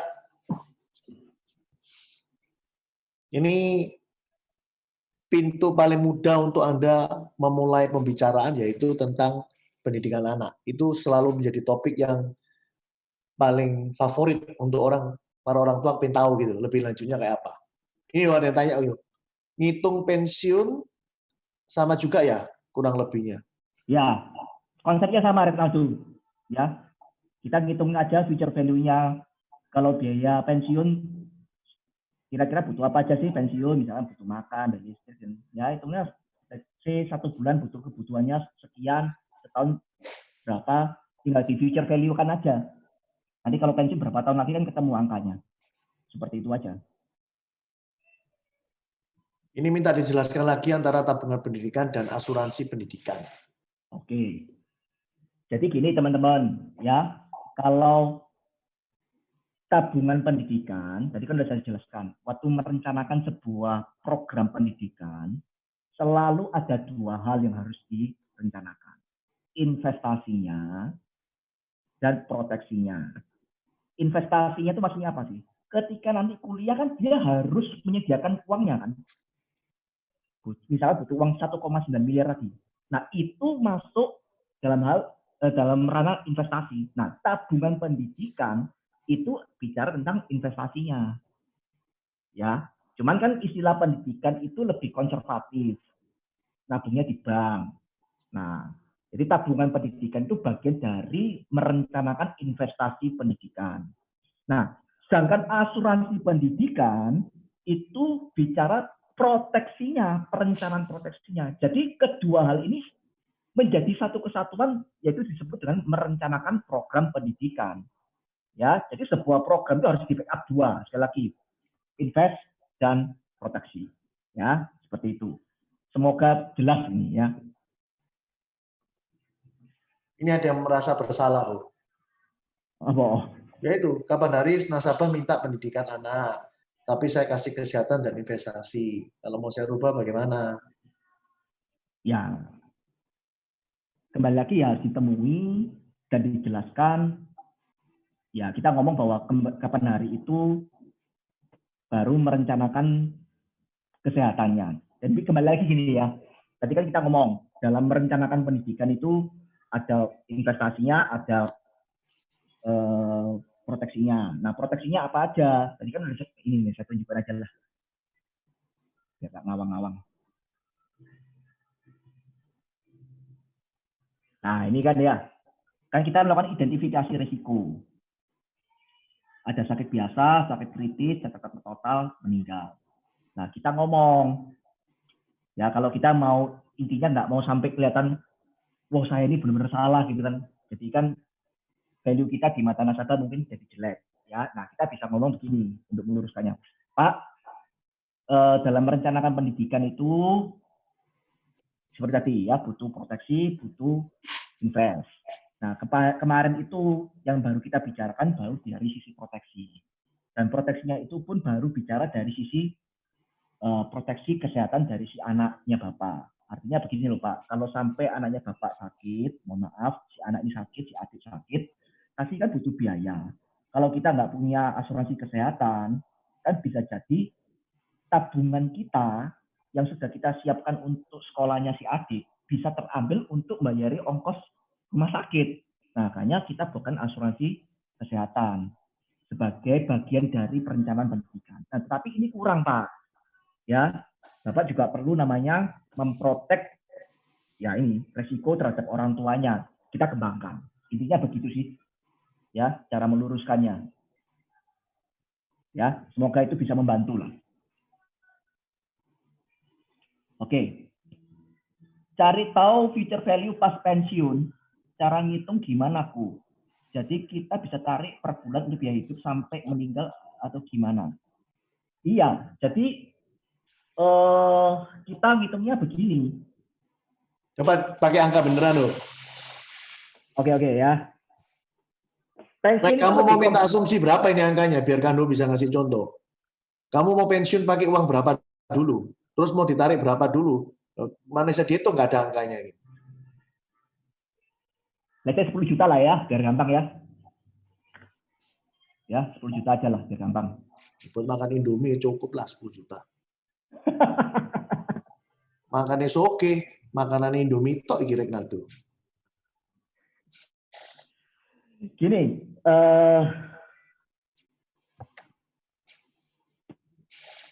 kalau pensiun ini memang lebih ini ya, lebih sedikit lebih kompleks loh daripada pendidikan memang. Oh, aku tanya ya.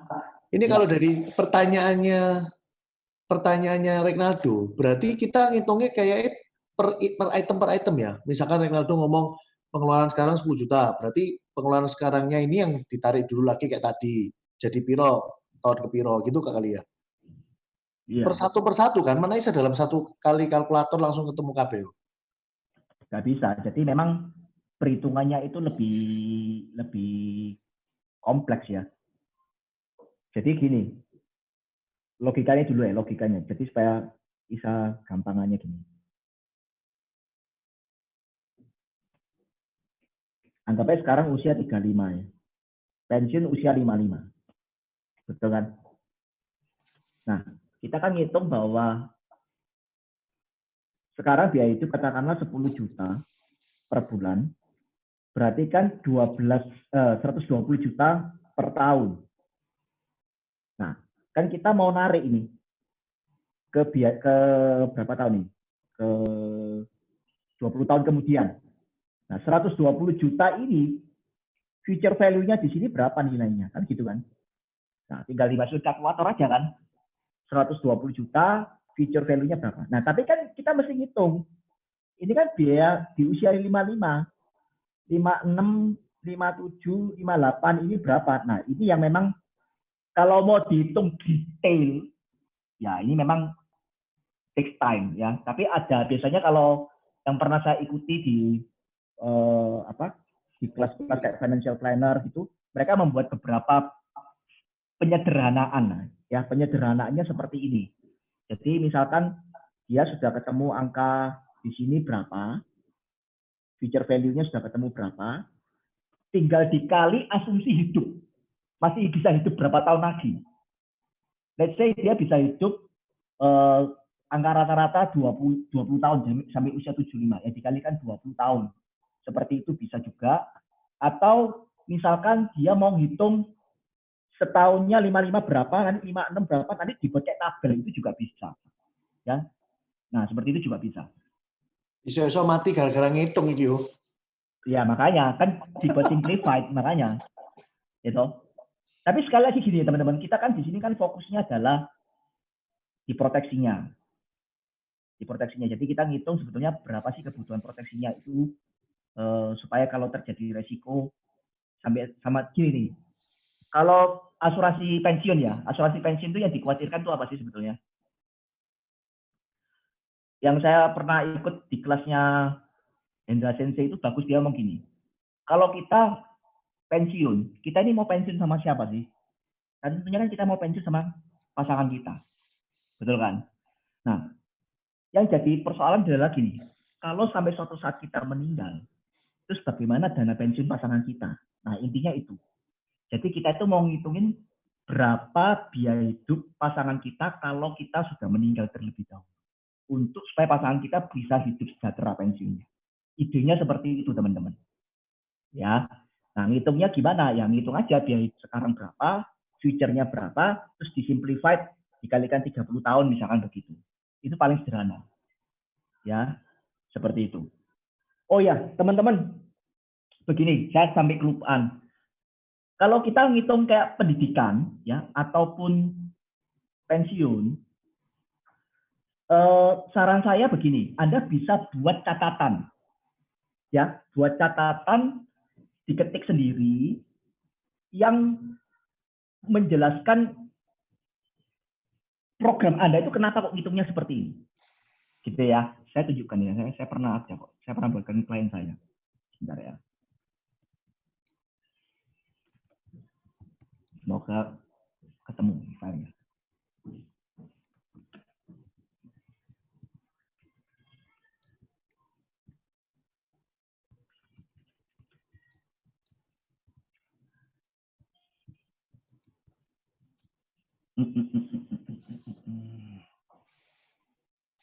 Waduh, enggak.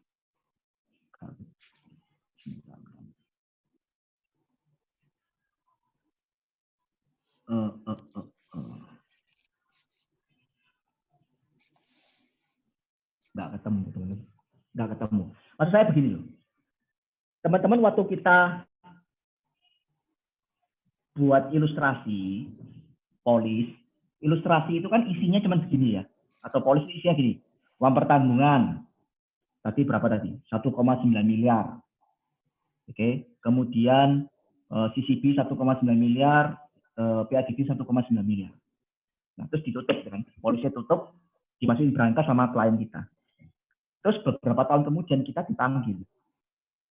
Ya, dipanggil. Kan, ayo, saya mau tanya ini sama polisnya anak saya. Ini kenapa kamu dulu kok hitungnya 1,9 miliar ya? Misalkan waktu manggil itu setelah berjalan 6 tahun kemudian. Kira-kira kita masih ingat nggak? Terus pasti lupa ya kan?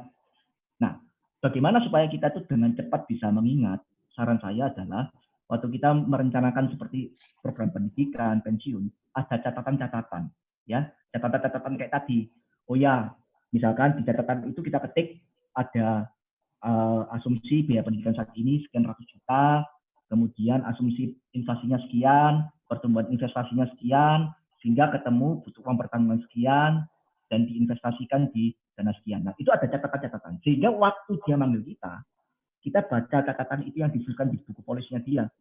Dengan cepat kita juga ingat kenapa kok kita menghitung seperti itu, merancang seperti itu, Sehingga klien kita juga gampang mengingat lagi, oh iya ya benar-benar waktu itu kamu buat ini karena ini.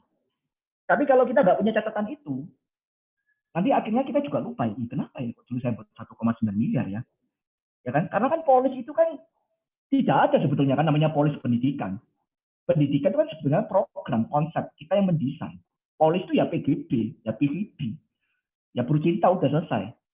Ini untuk apa kan tergantung kita sebagai chefnya. Nah, waktu kita merancang seperti itu, nah itu ada catatannya supaya kita membantu kita gampang untuk mengingat kenapa kok kita buatkan program seperti itu. Ya itu tips ya teman-teman.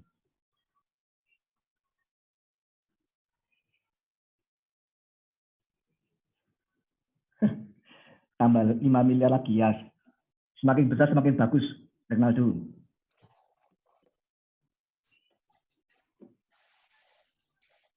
Oke, ada lagi? Atau sudah cukup?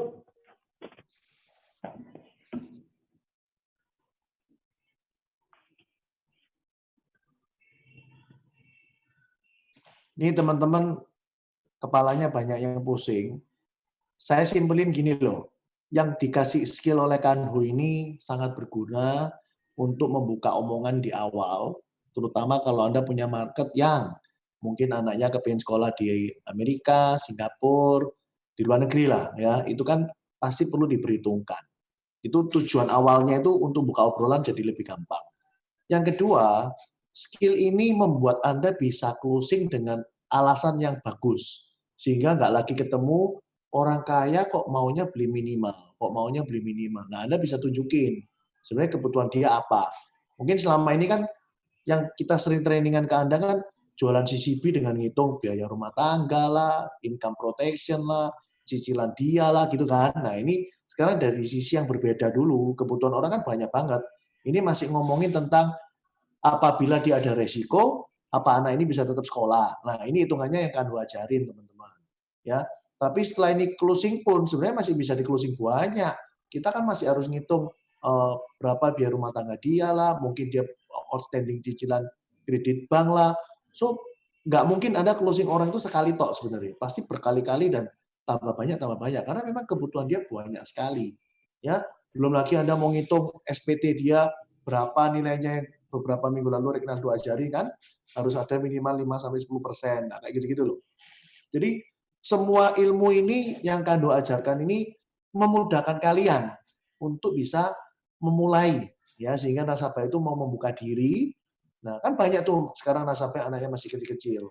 Nah, mungkin masuk dari sini, akhirnya bisa closing banyak, gitu loh. Ayo, siapa lagi mau tanya? Silakan.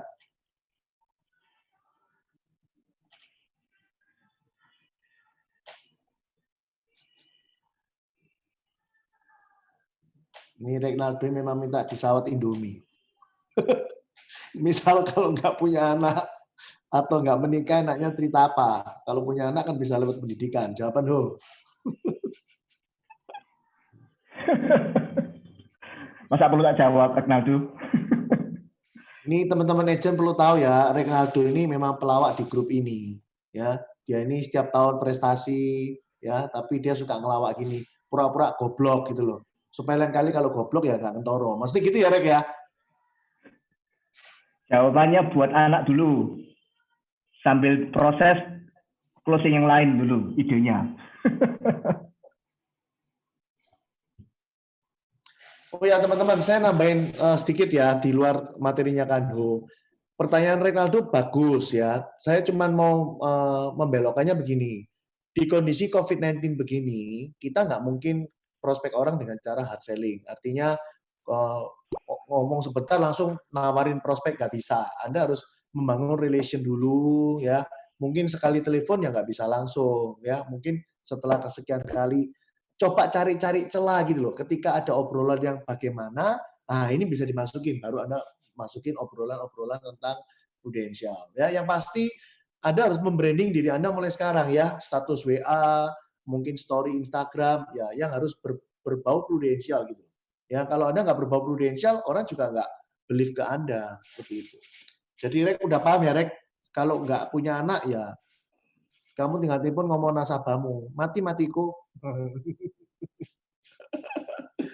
Ya, ayo. Kalau nggak ada yang mau tanya, Kanhu mau nutup loh.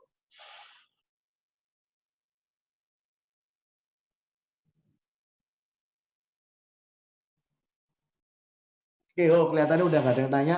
Kami Oke. boleh kasih closing speech, setelah itu saya close juga. Oke, teman-teman, ya semuanya ini memang kelihatannya panjang ya tadi ya proses perhitungan. Tapi sebetulnya kalau kalian sudah sering mencoba latihan gitu, sebetulnya perhitungan itu cepat kok, singkat ya. Nah seperti itu, dan kita perlu saat ini menjadi agent yang memang berbeda. Karena persaingan tidak seperti zaman dulu, awal-awal saya jadi agent ya. Dulu agent juga nggak terlalu banyak, sehingga dengan modal rekening A, rekening B sudah bisa. Nah, terus berjalannya waktu, kita juga mulai belajar tentang proteksi income lah, paper asset, oke, itu oke. Tapi kita nggak cukup dengan itu. Kita artinya kita mau jadi agent itu betul-betul harus yang profesional ya. Seringkali kita dengar istilah, ayo menjual diri, tanda kutip ya kan. Yang disebut dengan menjual diri apa? Ya kita bisa menimbulkan nasabah trust dengan kita. Nah, nasabah bisa trust dengan kita, dan bagaimana caranya? Ya salah satu komponennya adalah kita harus menunjukkan bahwa kita tuh memang expert. Nah, sehingga setiap ilustrasi yang kita sampaikan, setiap angka yang kita tampilkan itu selalu ada latar belakang yang sehingga angka itu bisa muncul gitu loh ya. Jadi sekali lagi teman-teman terus belajar ya, jangan cuman closing hanya sekedar mengandalkan hubungan dekat. Ya hubungan dekat itu pintu, membuka pintu. Tapi setelah dia membuka hati dan membuka pintu buat kita, ya betul-betul di situ keahlian kita yang harus berbicara. Jangan sampai dia sudah percaya dengan kita, tapi kita tidak punya keahlian, akhirnya kita merancang sebuah polis yang akhirnya berujung kekecewaan setelah polisnya berjalan sekian tahun ya. Nah, jadi trust itu salah satu komponennya adalah kita betul-betul memang mumpuni gitu ya. Itu aja, thank you. Oke, teman-teman, sebelum saya akhiri, saya mau kasih Anda satu story ya. Beberapa hari yang lalu saya sempat ngobrol dengan beberapa agent ya. Saya cuma menggali ke mereka, ini juga berlaku buat kalian semua. Teman-teman, coba Anda pikir ya, di dalam hidup Anda pasti pernah lah minimal bisa 5 kali, 10 kali melakukan sesuatu yang luar biasa, yang di luar kebiasaan Anda. Mungkin setelah Anda flashback ke belakang, iya ya, kayaknya nggak mungkin gitu loh, kalau aku bisa lakuin itu. Nah, so teman-teman, itu yang dimaksud dengan ketika Anda menemukan why yang kuat, ya, why-mu kuat, maka pasti apapun kamu nggak peduli, kamu lakuin. Teman-teman mungkin yang udah sering lihat video tentang why itu, Anda ingat nggak videonya yang anak di India kalau nggak salah, Amitabh Bachchan, masih ingat kan pasti? Nah, kalau diputerin itu pasti Anda ingat semua. Oh ya, ingat, pasti gitu. Bahkan filmnya baru mulai aja Anda udah ketawa.